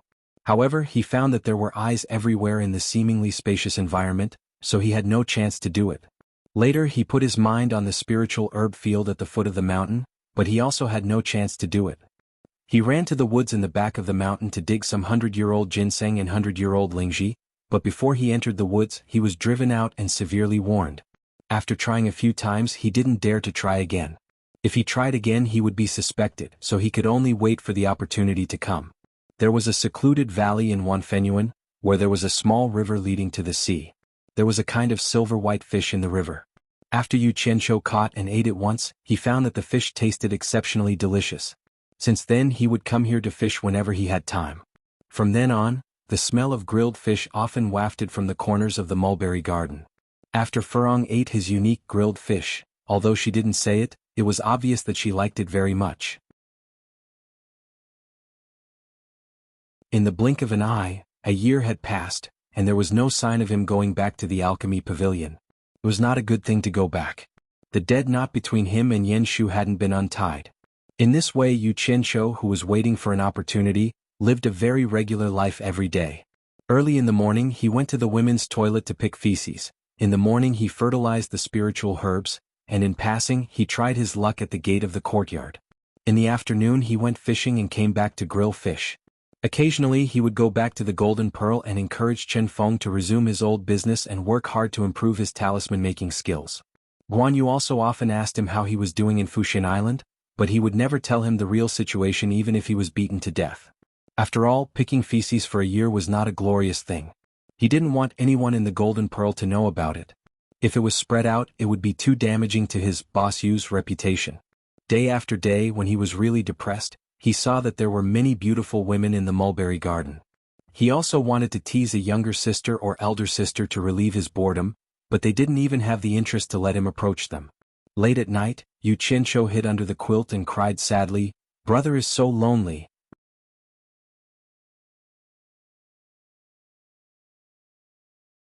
Chapter 62. Under the hard work of Guan Yu and Chen Feng, large areas of the Golden Pearl were planted with fresh flowers. Looking around, it was like a sea of flowers, and the fragrance of fresh flowers permeated the air. The sea of flowers was surrounded by a forest, and from the bamboo house came the moving sound of a zither. Listening to the zither, the busy Guan Yu and Chen Feng seemed to be enjoying it very much. Standing in the sea of flowers, the white fox's white clothes fluttered. When she heard the sound of the zither, she raised her hand and tucked a strand of hair behind her delicate ear. She turned her head to look in the direction of the bamboo house, and a smile appeared on her beautiful face. For the past year, Yu Qianqiu would take time to come to the Golden Pearl every day. Although he came with a smile every time, the white fox could see that he seemed to be hiding some bitterness in his heart. But when facing the three of them he would always force a smile. In the bamboo pavilion, on the zither platform, the white fox rarely played the 7-stringed zither, and it became his pastime. Every time he came he would randomly play for a while. It should be the legendary playing the zither randomly, and the noise made by his playing made the other three feel unbearable pain. In the end, the white fox could not stand it anymore. Seeing that he was in a bad mood, she did not want to restrain him, so she decided to teach him personally. The white fox was a fox spirit who had played the zither for hundreds of years, and her zither skills were naturally superb. No matter how stupid Yu Qianqiu was, it was no problem for him to teach her. Day after day, Yu Qianqiu's zither skills could not be said to be as superb as the white fox's, but he could definitely be regarded as a good player. In the past, this was something that Yu Qianqiu did not even dare to think about. Who could let him hold a 7-string log and practice the zither in peace? This might be the so-called misfortune, may be a blessing in disguise. When Yu Qianqiu played all kinds of beautiful songs that the white fox had never heard before, the white fox was secretly surprised at her little brother's musical talent. Unbeknownst to them, in the world that Yu Qianqiu lived in, the prosperity of music was not something that this world could compare to. The efficiency of the dissemination of music was something that people in this world did not even dare to think about. Yu Qianqiu had listened to it many times, so he had a clear mind. Furthermore, he had learned to play the zither from a good teacher, so he was naturally able to play it with ease. Every time a new song was played, White Fox's eyes would flash with amazement. Guan Yu and Chen Feng, who were busy in the flower bed, looked at each other. Previously, the two of them were already deeply shocked by Yu Qianqiu's profound knowledge in zoology and botany. They didn't expect their boss to be so talented in music as well. The two of them had also heard the two songs that the White Fox had played over and over again, and they already felt that it was unprecedentedly beautiful. However, after Yu Qianqiu added the dubbing and music from the two songs that he remembered from his previous life, the two of them were intoxicated, and White Fox was dumbfounded. The two of them said something that they did not dare to say in front of the White Fox, and that was that their boss was indeed their boss. After learning their master's zither skills, he immediately surpassed their master and played much better than Miss White. There was one time when Yu Qianqiu changed more than 10 songs in more than 2 hours. The style of the songs was not the slightest bit different, but the songs were still very moving. After he left, the White Fox stood in the sea of flowers with a pale face and stared in the direction of the bamboo house. She stood there for an entire night, carefully recalling every song. After recalling, her mouth was full of bitterness. She had played the zither for hundreds of years, and she thought that few people could compare with her attainments in zither music. However, she did not expect that she could not compare with her brother, who had only practiced the zither for a year. Who would believe it if she said it? But she believed that Yu Qianqiu, who had taught her step by step, naturally knew that her brother really knew nothing about playing the zither before. Although his zither skills were a little worse, who could compare with his musical sense and attainments in zither music? Yu Qianqiu, who was holding the zither to vent his emotions in the bamboo pavilion, had no idea that he had shocked the three of them during this time. After the song he also disappeared. He staggered back to the mulberry garden. At the door of the utility room, Furong was waiting for him with a shoulder pole and a dung ladle, guarding 2 buckets of dung, and he was already used to it. Yu Qianqiu shook his head and smiled in surprise. What had he done in the past year? He could not steal the spirit herbs, nor could he get the seeds. He could not even get his sister in the mulberry garden, let alone the plan to get the seeds from Yan Zixia. She had never seen her before. He often carried out the spirit of AQ and comforted himself. It's not that I'm incompetent, it's just that the people in the cultivation world are too abnormal. If the things were in the hands of ordinary people, I would have gotten them long ago. Although he said so, in fact he was quite shocked. He had doubts about the ability of his former and current boss. Martial Uncle Furong, I made you wait for a long time again. Yu Qianqiu took the shoulder pole with a smile, hung the buckets on it, put it on his shoulder and walked out of the courtyard. Furong said, no. She followed him with 2 dung ladles, one long and one short. The short one was made by Furong herself, saying that it was convenient to fertilize. These two were the most unconventional combination of the mulberry garden. They went to the dung pit outside the wall one after the other, filled it with fertilizer and carried the pole back. There were more than a dozen spirit herb fields in the mulberry garden. Fertilizing the roots of each spirit herb needed to be watered a little, no more, no less. After all, spirit herbs were not cabbages, so it was a test of experience. A spirit herb field needed about a bucket of fertilizer. Yu Qianqiu had to carry it several times every day and he basically spent half a day here. Qingqiao, I heard that the foundation building pills will be issued in 10 days. Yes, Senior Martial Sister Lulu, I'm so nervous. I'm really afraid that I won't be able to successfully build my foundation. Don't worry. People like us who are selected to join the mulberry garden have good aptitudes in Wanfen garden. We'll definitely succeed in building our foundation on the first try. They were going to issue the foundation building pills? Yu Qianqiu immediately stopped what he was doing, turned his head to look at the 2 young girls who were pulling weeds in the neighboring field, and pricked up his ears to listen. That's true. The disciples selected to join the mulberry garden are all top-notch in Wanfen garden. I don't think I've heard of any seniors in the garden who have succeeded in building their foundation more than twice. And if we really can't succeed, we'll just wait for another 3 years. We have 3 chances, so there won't be any problems. After the 2 young girls comforted each other, they laughed and changed the topic, and began to talk about who was the most beautiful. Yu Qianqiu was startled. His heart was beating fast from their words, but they didn't say anything. He couldn't help but curse in his heart. Damn it, it's none of your business whether other people are beautiful or not. Why are all women like this? After patiently tending to a field, he couldn't hold back anymore. He put down the things in his hands and with a face full of smiles, he walked towards the spirit herb field next door. So it's the 2 beautiful senior martial sisters, Qingqiao and Lulu. Yu Qianqiu laughed coquettishly.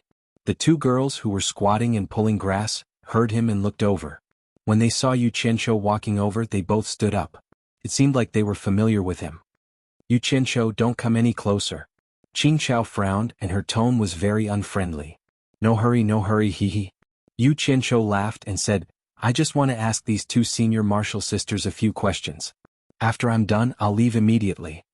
Seeing him continue to walk over, the two girls pinched their noses and took a step back. Lulu shouted, Yu Qianqiu, if you come any closer we won't be polite anymore. Yu Qianqiu raised his arm and sniffed his sleeve and said sincerely, I put medicine on it so it really doesn't stink at all. If you don't believe me you can smell it. As he said that, he extended his arm towards the two girls. Senior martial sister, let's go. Don't mind him. Qing Chao pulled Lulu and said, and the latter nodded. Just like that, the two girls left with a look of deep hatred. *CK. Yu Qianqiu sniffed his body again and after confirming that there was no smell, he said indignantly, Didn't the things I picked out by the two of you? Why are you hiding? Damn it. If you're so capable, come and poop.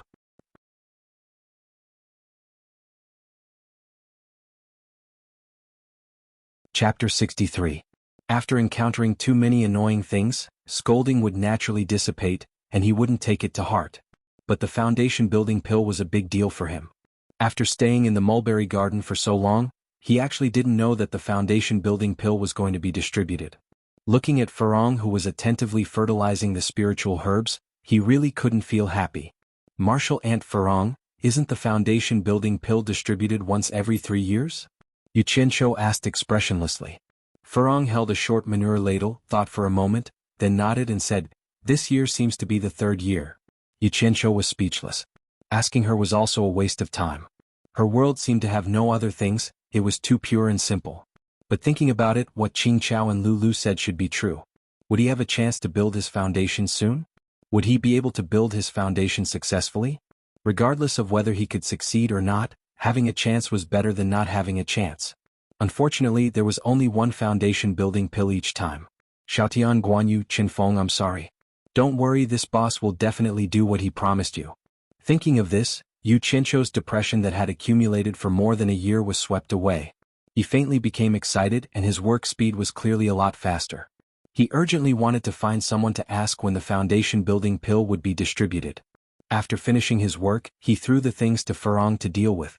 He wandered around the mulberry garden wanting to get close to people and ask about them when he saw them, but the attitude of the people here was similar to Qing Chao and Lulu. He had no choice but to leave the mulberry garden.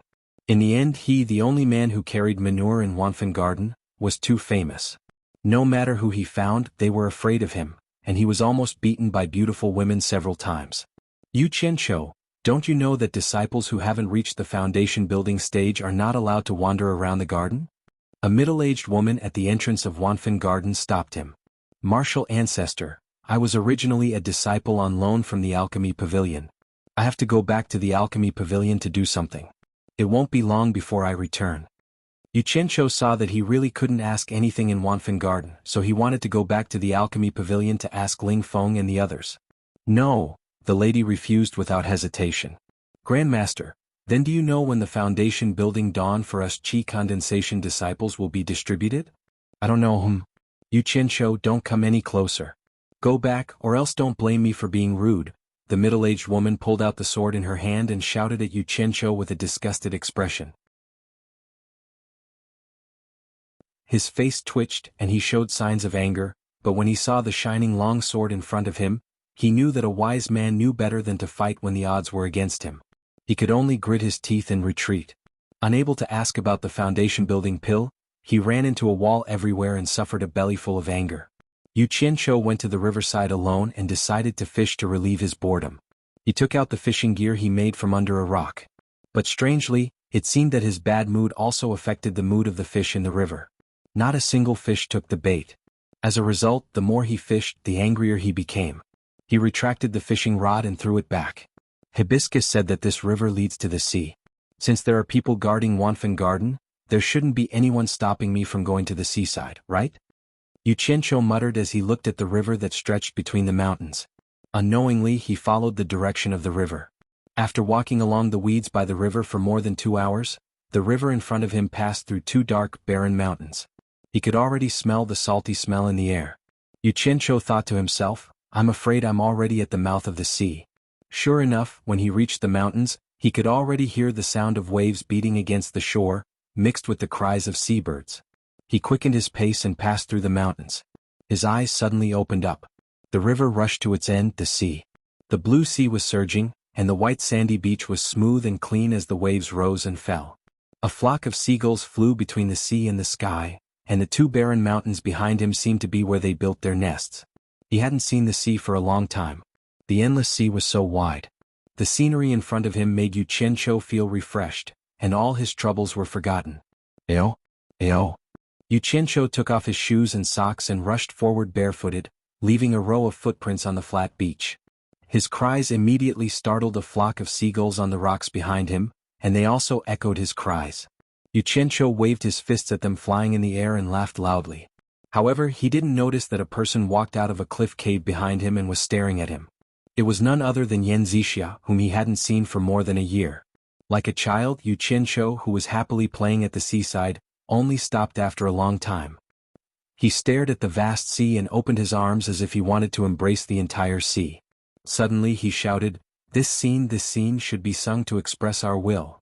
With a somersault, he somersaulted out of the seawater and landed on the clean beach, sitting cross-legged. With a wave of his hand, he placed a 7-stringed zither on his knees. Yu Qianqiu brewed a little and immediately, he let out an unrestrained laugh. A familiar melody sung by Ren Xianqi from his previous life appeared in his mind, just in line with the current situation and mood. Wuxia, who was on the cliff cave, stared at the person below and murmured, "It's Yu Qianqiu. Is he going to sing? I've seen the secret report from 100 Flowers Palace that the world-famous white fox and dream of mandarin ducks and butterflies were actually created by an unranked disciple of Ong Guangceng. That person seems to be called Yu Qianqiu. I've admired him for a long time, but it's a pity that I can't meet him. I wonder if this Yu Qianqiu is the same Yu Qianqiu? I'll wait and see." After laughing, Yu Qianqiu raised his hand and waved. His fingers made a sound on the zither. His mood was surging and he unconsciously used his true qi. The sound of the zither pierced through the sound of crashing waves and spread in all directions. His 10 fingers had already skillfully plucked the strings of the zither. Dong, dong, dong. The moving prelude gradually sounded. Hearing this prelude, Wuxia's eyes were already a little brighter. Suddenly Yu Qianqiu burst into another wave of laughter. Accompanied by the sound of the zither, he opened his mouth and sang loudly towards the boundless sea. The blue sea laughs, the surging tides on both sides, floating and sinking with the waves, remembering the present. The heavens laughs, one after another, the heavens know who wins and who loses. The rivers and mountains laugh, the distant misty rain, the waves wash away the mortal world. How many do you know in the secular world? The cool breeze laughs, actually provoking loneliness, the lofty sentiments still remain in the evening. La la la la la la.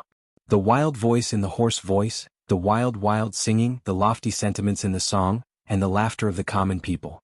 Facing the sea, laughing at the world, laughing at the common people, laughing at the sea, laughing at the world, laughing at the common people, everything was in this song.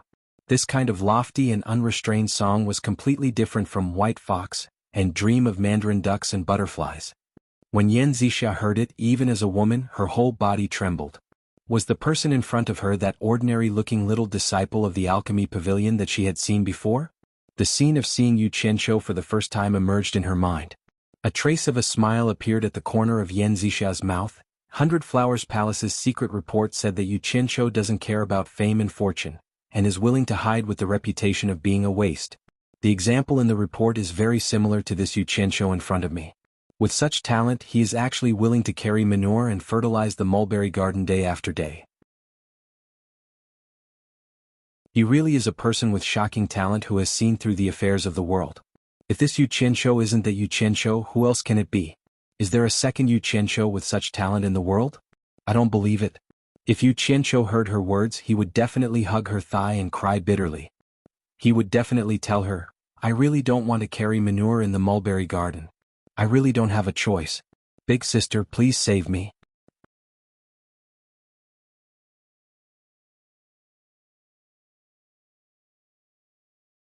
Chapter 64. His 10 fingers skillfully pressed, plucked, swept, plucked and strummed the 7 strings. The sound of the guqin was sometimes impassioned and sometimes more intense. Accompanied by his la-la-la harmonies, it could make one forget all the unhappiness and troubles in one's heart. At this moment one did not need to be troubled. One only needed to be influenced by him and laugh while facing the sea with him. Even the sea seemed to be influenced by his song and the sound of the guqin. The waves were sometimes turbulent and sometimes calm. The seagulls flying above the sea also increasingly ignored the turbulence of the sea and dared to pass through the surging waves. Yan Zixua's eyes were a little dazed and intoxicated. Suddenly the sound of the guqin changed. Yu Qianqiu sang again, the sea laughs, the surging tides on both sides, floating and sinking with the waves, remembering today. The heavens laughs, one after another, who wins and who loses the heavens know. The rivers and mountains laugh, the misty rain is far away, the waves wash away the mortal world, how many do you know? The common people laugh, no longer lonely, the lofty sentiments are still there, laughing foolishly, la la la la la. Yu Qianqiu repeated the song over and over again. His 10 fingers waved freely as if he wanted to vent all the unhappiness of the past year.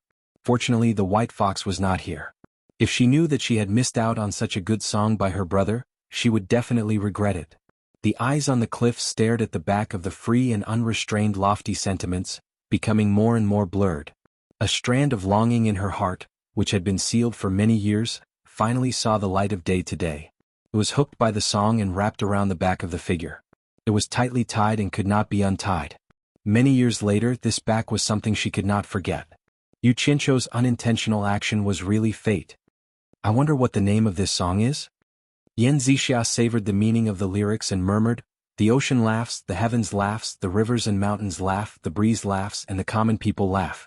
You have so many funny things, but who will laugh with me? Floating and sinking with the waves, only remembering today? I remember the present, but can you remember the me of the present? The misty rain is far away, the waves wash away the mortal world, how many do you know? What do you remember? Can you tell me? How dare you provoke loneliness? Who made you miss? Not me. No longer lonely? Do you have someone in your heart? Not me. The lofty sentiments are still there, smiling foolishly? You're quite optimistic, but I'm afraid I can't. She was talking to herself, but she did not know that just a step behind her, Ma Jiugu, who was leaning on her walking stick, was listening with a smile on her face. She was looking at her kindly, and from time to time she would look at the carefree Yu Qianqiu. Ma Jiugu was also attracted by Yu Qianqiu's zither music and singing. Who told Yu Qianqiu to forget himself for a moment? The more he played, the more excited he became. His zhenqi surged all over his body as he played and sang, and his voice traveled far. Then again Ma Jiugu had to admit that after living for hundreds of years, this was the first time she had heard such a wonderful song. She also had to admit that she had misjudged Yu Qianqiu the first time she saw him. She didn't expect that there was such a great peerless talent hiding in her mulberry garden. What a surprise. It's a pity that such a gifted scholar has to carry feces, but he's a good fit for my sieur to be her husband. Thinking of this, Ma Jiugu thought to herself, Xia, don't you want to know the name of that song? Granny will help you figure it out. You don't have to worry that he won't remember you today. Great-grandmother will let him remember you today. Although she was old, she lifted the walking stick in her hand and fiercely poked it on the rock. She shouted in a loud voice, which child is it that doesn't know death and is making a ruckus here? Aren't you afraid that I will take your life? As expected of a consecrator of the supporting immortal island, his cultivation was indeed profound. With just a casual shout, the sound it emitted was able to suppress the sound of the waves and Yu Qianqiu's playing. Yan Zixia was shocked and quickly turned around. When she saw her great-grandmother's angry expression, she couldn't help but turn pale in fright. She thought to herself, when did great-grandmother come? Did she hear what I said just now? Yu Qianqiu was shocked. Why was there someone else here? The sound of the zither came to an abrupt stop. He quickly stored it into his storage pouch and leaped up. He finally noticed the 2 people on the cliff behind him. Isn't that Ma Jiugu and Yan Zixia? Why are they here? It's over. That old woman seems to be very angry. What should I do? Not many people can withstand the wrath of an old monster like her. Damn it. I'm afraid of birds. If worse comes to worst, I'll leave. It's just a pity for the Foundation establishment pill, but my life is still more important. A series of thoughts flashed in his mind. After analyzing the situation, Yu Qianqiu respectfully bowed and said, Disciple Yu Qianqiu greets Consecrator Jiugu. Disciple was presumptuous and didn't know that Consecrator Jiugu was here. Otherwise, Disciple would never dare to disturb Consecrator Jiugu. When Yan Zixia heard this, a thought flashed in her mind. Fortunately, you didn't know. Otherwise, would you still come here and sing? Ma Jiugu snorted with a frosty expression. Her voice echoed on the beach and the cliff for a long time. Yu Qianqiu secretly thought that she was very powerful. He quickly bowed and said, "Please forgive me, Consecrator Jiugu. Disciple knows his mistake. I'll go back now. I won't dare to disturb you again." After saying that, he quickly ran to pick up his shoes and socks and put them on before running away. A trace of disappointment flashed in Yan Zixia's eyes, but it was all seen by Ma Jiugu. She thought to herself, Xia really likes him. "Did I say you can go?" Ma Jiugu pointed her walking stick and shouted coldly. Yu Qianqiu, who had just run a few steps, suddenly stopped and didn't dare to run anymore. He knew that it was better to be obedient now. If he angered her, even if he escaped back to the Golden Pearl, he would never be able to return to supporting Immortal Island. He would also never be able to obtain the Foundation Establishment Pill again. He could only obediently come back and salute. Disciple obeys Consecrator Jiugu's instructions. Ma Jiugu poked the ground with her walking stick and said coldly, "I don't like to talk to people from so far away. Come up, I have something to ask you." "Yes." A trace of joy flashed in Yan Zixia's eyes. Ma Jiugu saw it but pretended not to see it. Old woman. Don't you know how to come down? It's so high that I'll have to climb up." Yu Qianqiu didn't dare to say it out loud. He looked at the nearly 10-meter-high cliff cave and obediently climbed up. Although his cultivation wasn't high, climbing a mountain was a piece of cake. As soon as Yu Qianqiu reached the cave entrance, he felt a wave of heat coming at him. He didn't think too much and immediately saluted, "Consecrator Jiugu, Martial Uncle Yan." Yan Zixia nodded and smiled at him. Ma Jiugu poked the ground with her walking stick and turned around saying, "Come with me." Yu Qianqiu didn't know what she was going to do, so he vigilantly looked around. No wonder the two suddenly appeared on the cliff. It turned out to be a cave. He didn't know where it led to, so he had no choice but to follow them inside. The cave walls were inlaid with fluorescent stones to illuminate the path downward. Yu Qianqiu could feel the three of them heading downward. Not long after, he saw a red light flashing at a bend in the cave wall ahead, and the temperature was getting higher. Just as he was wondering where the two of them were taking him, a wave of heat came rushing at him as soon as he turned the corner. What he saw in front of him shocked him. The three of them were on a stone bridge that wasn't very wide. Deep under the bridge, a red liquid was surging like boiling water, and red bubbles were popping up and popping. Yu Qianqiu exclaimed, "Volcanic magma."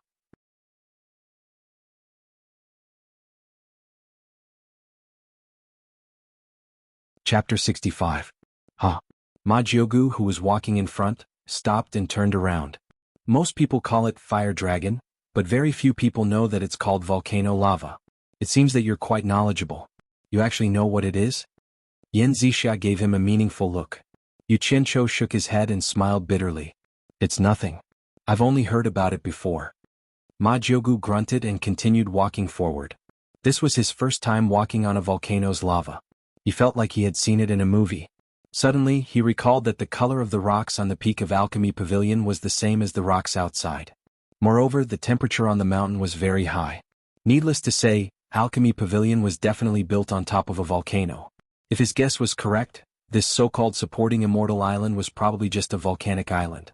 When he thought of this, he jumped in fright. Oh my God! Volcanoes were no laughing matter. There was no scientific warning system in this era. If one were to erupt, everyone would be finished. Looking at the lava below, it was still relatively calm. Clearly there wasn't any explosive energy. However, this thing was really hard to explain. It seemed that after successfully building his foundation, he would have to leave as soon as possible. He didn't want to be poked into the sky by a volcano one day. At the end of the stone bridge was a large stone room. From the chisel marks around it, it was obvious that it had been excavated by humans. In the middle of the room was a large pit that sunk into the ground. At the eye of the pit was a large copper furnace that was roughly as tall as a person. Smoke was rising from the top of the furnace, and he could smell the fragrance of medicinal pills. A faint flame was emitted from the bottom of the furnace, illuminating the ground red. Immediately, a thought emerged in Yu Qianqiu's mind. This was alchemy. Using the volcano's earthly fire to refine pills was a good idea. Not only was the fire huge, but there was also no need to use firewood. It was no wonder that Alchemy Pavilion was built on top of a volcano. According to the records on the Jade Archive, the 3 true flames were the first to be used in alchemy. However, this was only a legend. Next was the natal true flames. Only those with extremely high cultivations possessed them. However, using them to refine pills consumed a lot of vitality. Next was the heavenly flames. He didn't know what a heavenly flame was, but he knew that earthly fire referred to a volcano's fire. Lastly was the ordinary firewood. Why did Ma Jiugu bring me here? Yu Qianqiu couldn't figure it out. The three of them walked down the stairs to the bottom of the pit. Yu Qianqiu suddenly felt a little unbearable. The temperature was too high. Even with his cultivation, it seemed like he couldn't handle it. To be exact, it was a little scalding. After a while, seeing that Ma Jiugu still didn't say anything, he had the urge to run away. If he stayed any longer, he would be roasted into human jerky. We still lack an assistant. Are you willing to come? Ma Jiugu, who was standing in front of the furnace, finally spoke. Yu Qianqiu seemed to be in a daze from the roasting and felt a little drowsy. His ears were ringing and he couldn't hear what she said at all. Ma Jiugu was startled. She turned around and saw his situation.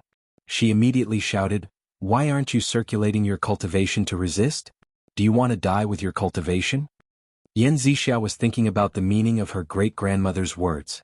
She turned around and also saw that his situation was not good. She showed a trace of anxiety.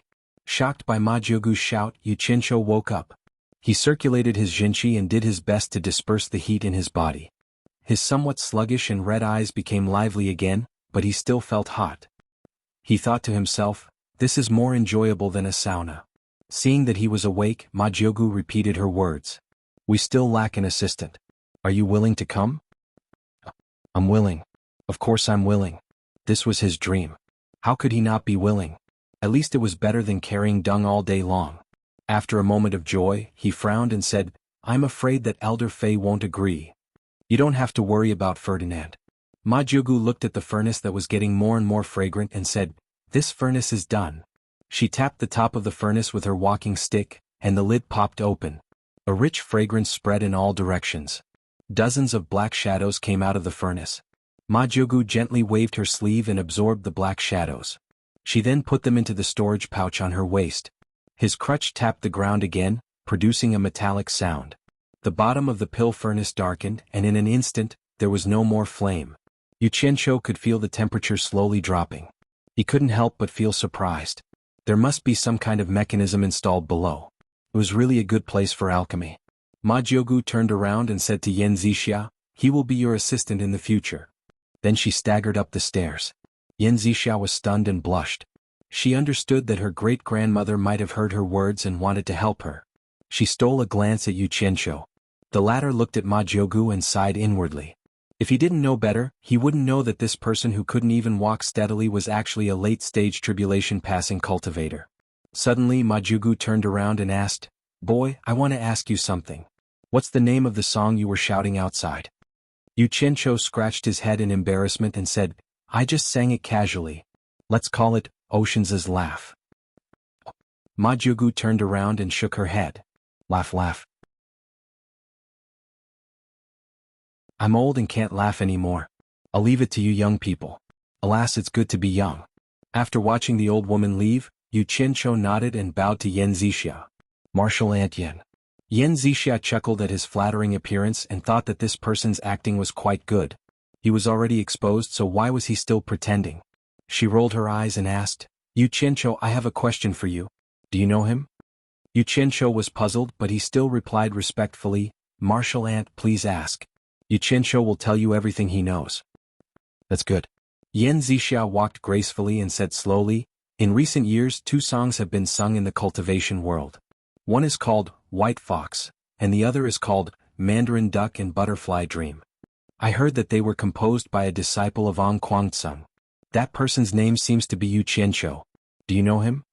Yu Qianqiu's expression changed, but he immediately returned to normal. He couldn't let anyone else know about this matter. Otherwise, Fuxian Island would treat him as a spy sent by Ong Guangtsung, which was one of the biggest taboos in the cultivation world. He shook his head without hesitation and said, "I don't know him and I've never heard of those 2 songs. I didn't expect that there would be someone with the same name as me. I guess Martial Ant must have seen him before. What does he look like?" "Of course I have." Yan Zixia stared at him with a playful smile and said, "Not only have I seen him, but I've also talked to him.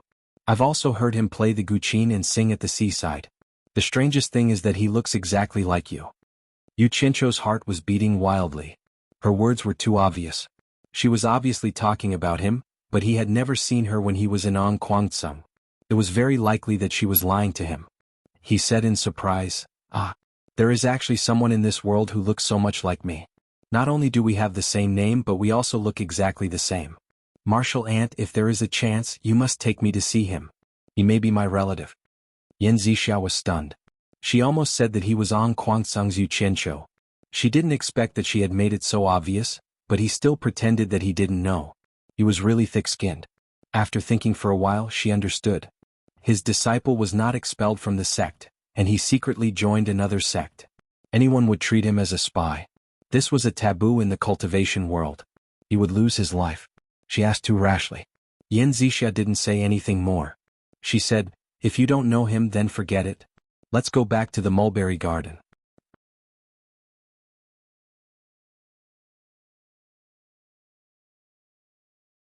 Chapter 66. Both of them had their own thoughts and were silent along the way. Yu Qianqiu thought about it carefully and was basically sure that she already knew about him. He didn't know why the grandmother and granddaughter brought him to their side. He thought about all kinds of possibilities and had a headache, but he didn't expect Yan Zixia to fall in love with him. This man was sometimes like this. He was too clever and couldn't see the essence of things. Maybe the person involved was confused. After saying those words, Yan Zixia regretted it to death. From Yu Qianqiu's careful and respectful tone, she could tell that he had already become estranged from her. It was as if he was constantly on guard against her, as if she would harm him. She wanted to explain, but she was afraid that the more she explained, the deeper the misunderstanding would be. She could only slowly taste the bitterness in her mouth. Yu Qianqiu finally knew why he didn't see Yan Zixia come out for more than a year. It turned out that she never went in and out of the mulberry garden's front door. As she entered the courtyard, they came to the most mysterious house in the mulberry garden. Looking at the furnishings in the house carefully, he couldn't see anything special. The whole house was made of wood and felt very ordinary. At most, the wood used to build the house was old trees. But there was a smell that couldn't be described. In other words, it was spiritual energy. Ma Jiugu had returned long ago. She was lying on a rocking chair and chatting with Elder Lan next to her. Elder Lan was truly a beautiful and dignified young married woman. Her figure was truly indescribable. She was voluptuous, with a protruding front and a curvaceous back. Her skin was so delicate and white that it could be pinched with a pinch of water. Her face and temperament were also indescribable. In Yu Qianqiu's words, she was the best among young married women. Especially her body was always covered with a layer of light, which made people feel that she was a fairy. Such a beauty, but unfortunately she was Ferdinand's wife. Elder Lan turned her head and glanced at the two of them with a smile. She was slightly stunned. It seemed that she didn't expect Yu Qianqiu to come with Yan Zixia. She was a little surprised and said, "Xia, are you?" Her eyes fell on Yu Qianqiu. Ma Jiugu, who was sitting on the rocking chair, said, "Last Lan, leave Yu Qianqiu to Xia, to assist him. There's no need for him to take care of the spiritual plants. Go and tell Ferdinand." "Jiugu, it's fine as long as you agree. What else do you need to tell him?" Elder Lan said. "Lan girl, Wan Fenyuan belongs to Ferdinand. The rules can't be ignored." "I know." Elder Lan stood up and glanced at the two of them. He was startled to see Yan Zixia's blushing face. Then he realized something and looked at Yu Qianqiu with a smile. "Yu Qianqiu, you can move into the inner courtyard from now on. It's more convenient this way." As he spoke, he glanced at Yan Zixia, who was avoiding his gaze. "Move in?" An image of a disfigured face and a frail figure flashed through Yu Qianqiu's mind, and his heart clenched for no reason. He didn't understand the grandmother and granddaughter's intention. He felt that moving in might not be a good thing. He immediately refused. "Elder Lan, I'm used to living with Uncle Farong. You don't need to trouble yourself. I'll live there." The three women all stared at him at the same time. "Farong?"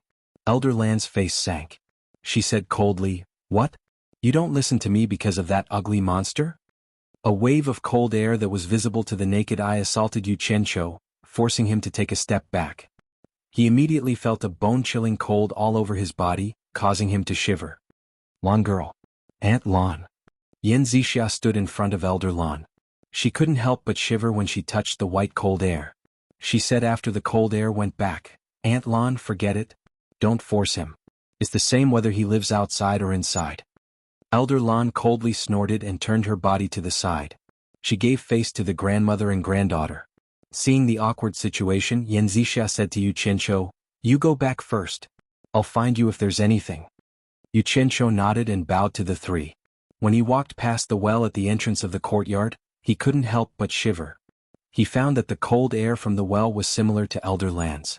He couldn't help but shake his head with a bitter smile. It wasn't worth it to offend an expert just because of a disagreement. After returning and seeing Furong, Yu Qianqiu had something he couldn't figure out. It wasn't just about today's matter. This elder Lan was all smiles to everyone in the mulberry garden except for Furong. As long as she saw Furong, her pretty face would immediately freeze. Furong also seemed to be very afraid of her. It was like a cat and a mouse. He told Furong about his transfer. There wasn't any surprise on her face. It was as if everything that happened to him was expected. Early in the morning, Yu Qianqiu still had to carry a pole and work. Furong said that since he had been transferred, he didn't need to do it anymore. Unfortunately, she couldn't change his mind. But he didn't have time to do the work of fertilizing. Zixia came to find him. He looked at their living environment and saw that there was only a tattered curtain between their beds. He couldn't help but frown. After seeing Furong's appearance, he was silent for a while and didn't say anything. After working for Zixia for a few days, he found that there was nothing to do. She didn't need his help at all. He was just accompanying her. He finally understood that Zixia came to the volcano cave every day to learn alchemy. However, he also benefited from it. He had learned most of Zixia's craftsmanship. The only thing he needed was some time to practice. If there was anything he didn't understand, as long as he asked, Zixia would be happy to answer him. This was exactly what he dreamed of. He was happy to follow her every day. There was nothing to be unhappy about. Today, Mulberry Garden sent out a notice. All aura refining disciples were to gather in the inner garden. The foundation building pills were distributed to everyone. Yu Qianqiu happily ran to the inner garden. He stood in a row with 7 beautiful aura refining beauties. The 8 of them couldn't hide their excitement. Opposite them, Zixia and Ma Jiugu stood under the eaves with the help of a walking stick. Both of them looked at Yu Qianqiu and smiled. Yu Qianqiu smiled happily. He had been looking forward to this day for several years. How could he not be happy? Elder Lan smiled amiably and said, "Today is a good day. Everyone, don't be excited. Wait a moment, the foundation building pills will be delivered soon." The 8 of them bowed together and said, "Thank you for the sect's help. Thank you, consecrated Jugu. Thank you, Elder Lan. If our cultivation is successful in the future, we will definitely work hard for the sect." These were some old words. Everyone had memorized them before they came. But at this time their gratitude was real, including Yu Qianqiu. In short, everyone laughed very happily. Everyone was very happy. Looking at this scene, Yu Qianqiu sighed. A big sect was really a big sect. How many disciples in Fuxian Island had not reached the foundation building stage? It was definitely not a small number. The number of foundation building pills they took out at once was not a small number. Back in the day, even a large sect like the Azure Light School would only be able to obtain a limited amount of foundation establishment dawn through the New Excellence Assembly that was held once every 10 years. Moreover, not all of the disciples in the school had the opportunity to obtain one, and some disciples would not even have the luck to obtain one until they were old. How could it be like the supporting Immortal Island? It had its own spiritual herb garden and could refine pills. Furthermore, every 3 years the entire island would be able to refine pills. This was strength. Sure enough, not long after, someone delivered the foundation building pills. Fei Dinan came with a box personally with a smile. The 8 of them bowed together and said, "Greetings, Elder Fei." Fei Dinan walked to Elder Lan's side and waved. He said happily, "Today is a good day for everyone. No need to be so polite." He glanced at everyone with a smile. His gaze paused on Yu Qianqiu and the latter smiled at him respectfully. Fei Dinan was startled. He looked at Yu Qianqiu and then looked at the box in his hand. He could not smile anymore. Elder Lan, who was beside him, grabbed the box in his hand and rolled her eyes at him. She said coquettishly, "Why are you in a daze? The disciples have been waiting anxiously."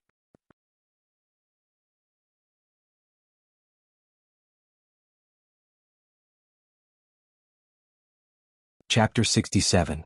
The 8 of them stared at the slowly opening wooden box in Elder Lan's hand and immediately smelled a fragrance. Their eyes couldn't help but show a look of anticipation. Elder Lan stretched out 2 slender fingers and smiled as she took out a foundation building pill the size of a purple quail. She placed it under her nose and sniffed it. She looked at the crowd and said with a smile, "It smells so good." Everyone laughed along with him. Elder Lan put the foundation building pill back into the box. Just as she was about to look up, she suddenly paused and looked into the box in disbelief. Then, she glanced at the 8 people standing opposite her with a look of confirmation. "Ferdinand, what's going on? Why are there only 7? Where's the last one? Did you eat it?" Elder Lan asked her husband unhappily as she held the box in her hands. For a moment, everyone who was in high spirits just now quietened down. Especially the 8 disciples, they were even more anxious. What did one less mean? It meant that someone might not get it. When he saw Ferdinand's eyes looking at him, Yu Qianzhou's heart was beating fast. He thought to himself, "Oh no, that missing one isn't for me, right?" He was not the only one who was nervous. The other 7 female disciples were also very nervous. That. Indeed, I missed one person to the sect. Ferdinand smiled and pointed to someone and said, "I forgot about Yu Qianzhou." What? Yu Qianzhou cried out in surprise, and he instantly felt as if he'd been struck by lightning. His head buzzed, and his countenance instantly turned ghastly pale.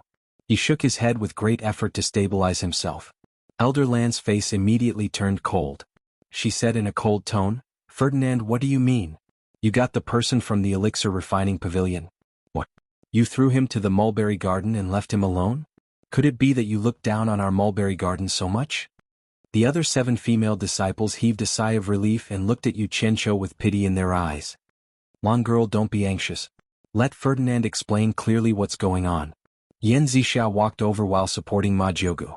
The former saw that Yu Qianzhou's face did not look good and could not help but show a trace of worry on her face. Am I being wronged?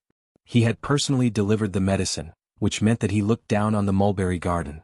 However, that brat was borrowed from the alchemy pavilion and is not considered a true disciple of my myriad fragrance garden. I forgot to report him. Right, the alchemy pavilion. Thinking up to here, Ferdinand suddenly came to a realization. He bowed to Ma Jiugu and said, "Jiugu, Bingxue indeed misunderstood me. Think about it. Yu Qianzhou is actually a disciple of the alchemy pavilion. How can I report him under the name of Wanfen Garden? Don't worry. The alchemy pavilion definitely has him. Even if they don't, they can only blame themselves. Just let them refine another batch." "I see, Dinan is right." Ma Jiugu nodded and said to Yu Qianzhou, "You don't have to worry, you will get what belongs to you." Yu Qianzhou also heaved a sigh of relief, but he still felt a little uneasy before he confirmed what he had obtained. He squeezed out a smile and said, "With you in charge, disciple is not in a hurry." "Bingxue, you see, you misunderstood me," Ferdinand said in a wrong tone. Lan Bingxue rolled her eyes at him and sneered, "Who told you not to make it clear?" After that, she held the box in her hand and distributed the fragrant building foundation pills to everyone. The disciples who received the pills were very excited and said, "Elder Xielan." Only Yu Qianzhou looked at her with a pitiful expression. Ma Jiugu couldn't stand it anymore. No matter how high her cultivation was, she was still from the qi refining stage. She could understand Yu Qianzhou's mood, not to mention that he was the husband she had decided for Xia. After the pills were distributed, she said to Ferdinand, "Dinan, take Yu Qianzhou to the alchemy pavilion now. The sooner things are settled, the better."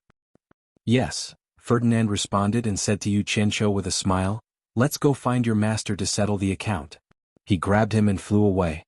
Before Yu Qianzhou could react, in just a few breaths' time, the 2 of them had already arrived in front of the alchemy pavilion's main hall. Ferdinand shouted towards the inside, "Guan Weiwu, get out here." Scaring the disciples who were about to come over to salute, they took a detour. "Old Fei, did you eat arsenic? Why is your voice so loud?" Guan Weiwu came out with wide eyes. Ferdinand smiled and said, "Look who I brought for you, Master." Yu Qianzhou saluted with infinite sorrow. "Yu Qianzhou."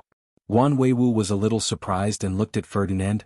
"You are willing to return my disciple to me." "Return what?" "I came to ask you for building foundation pills." "Get lost. The refined building foundation pills were all given to the sect. Where would I get building foundation pills for you?" Guan Weiwu's voice was not small. "Yu Qianzhou is your disciple and also a disciple of your alchemy pavilion. If you don't give him building foundation pills, who will?" Ferdinand rolled his eyes. "You want it?" Guan Weiwu looked at his disciple. Yu Qianzhou nodded pitifully. Guan Weiwu patted his forehead and said, I forgot, you should have a building foundation pill." Then he said to a disciple who had just passed by, "Go and call Yin Shu for me." Hearing Yin Shu was called, Yu Qianqiu suddenly felt a little bad. Sure enough, after Yin Shu came, he saw Yu Qianqiu at a glance. The two of them had a feeling of enmity when they met. "Yin Shu, give me a building foundation pill," Guan Weiwu said. "Building foundation pill?" Yin Shu was a little confused and said, "Elder Guan, other than the sex building foundation pills, the rest have been distributed. Where would I have a building foundation pill?" Guan Weiwu frowned and said, "Nonsense, where's Yu Qianqiu's? He should have one." Yin Shu looked at Yu Qianqiu and immediately understood what was going on. He was secretly happy. In fact, when Fuxian Island reported disciples who needed building foundation pills, the alchemy pavilion was the one who reported it to Yin Shu. At that time he thought of Yu Qianqiu. The latter was borrowed by Wanfen Garden. Should the alchemy pavilion report it? Because the two of them had a grudge, he had the idea of using public office to take revenge. He decided not to report it to Yu Qianqiu. If Wanfen Garden reported it, it would be fine. If not, then Yu Qianqiu was unlucky. Anyway, he had a reason, so he could not be blamed. He did not expect such a thing to really happen. Elder, at that time Yu Qianqiu had already been transferred away.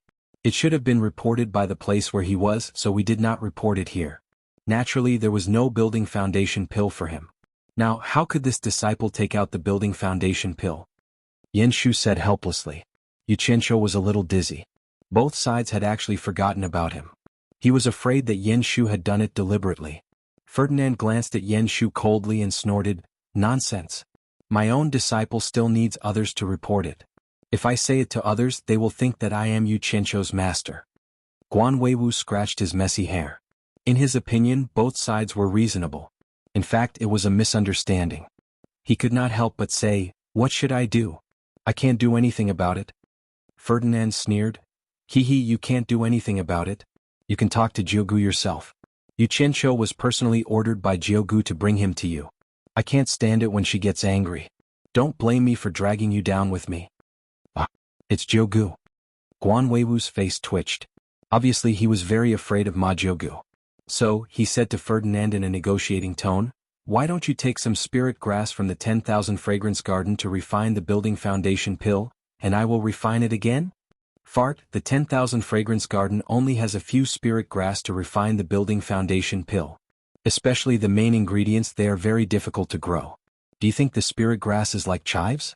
After a few days of cutting you can grow another batch?" Ferdinand said in a bad mood. "This is a big problem." Guan Weiwu's face was full of worry. His eyes glanced at Yin Shu on the side and he suddenly said angrily, "It's all your fault for not being reliable. I punish you to immediately think of a way. Otherwise, your alchemy pavilion deacon position will be handed over to someone else." You're tuning in to the Han Li's Wuxia Adventures YouTube channel. We're so grateful for your support, and don't forget to subscribe to join us on this incredible journey through captivating stories. Your generosity through donations truly makes a world of difference, as it's the primary source of revenue that allows me to expand and enhance this channel for you. Thank you from the bottom of my heart for being a part of this adventure.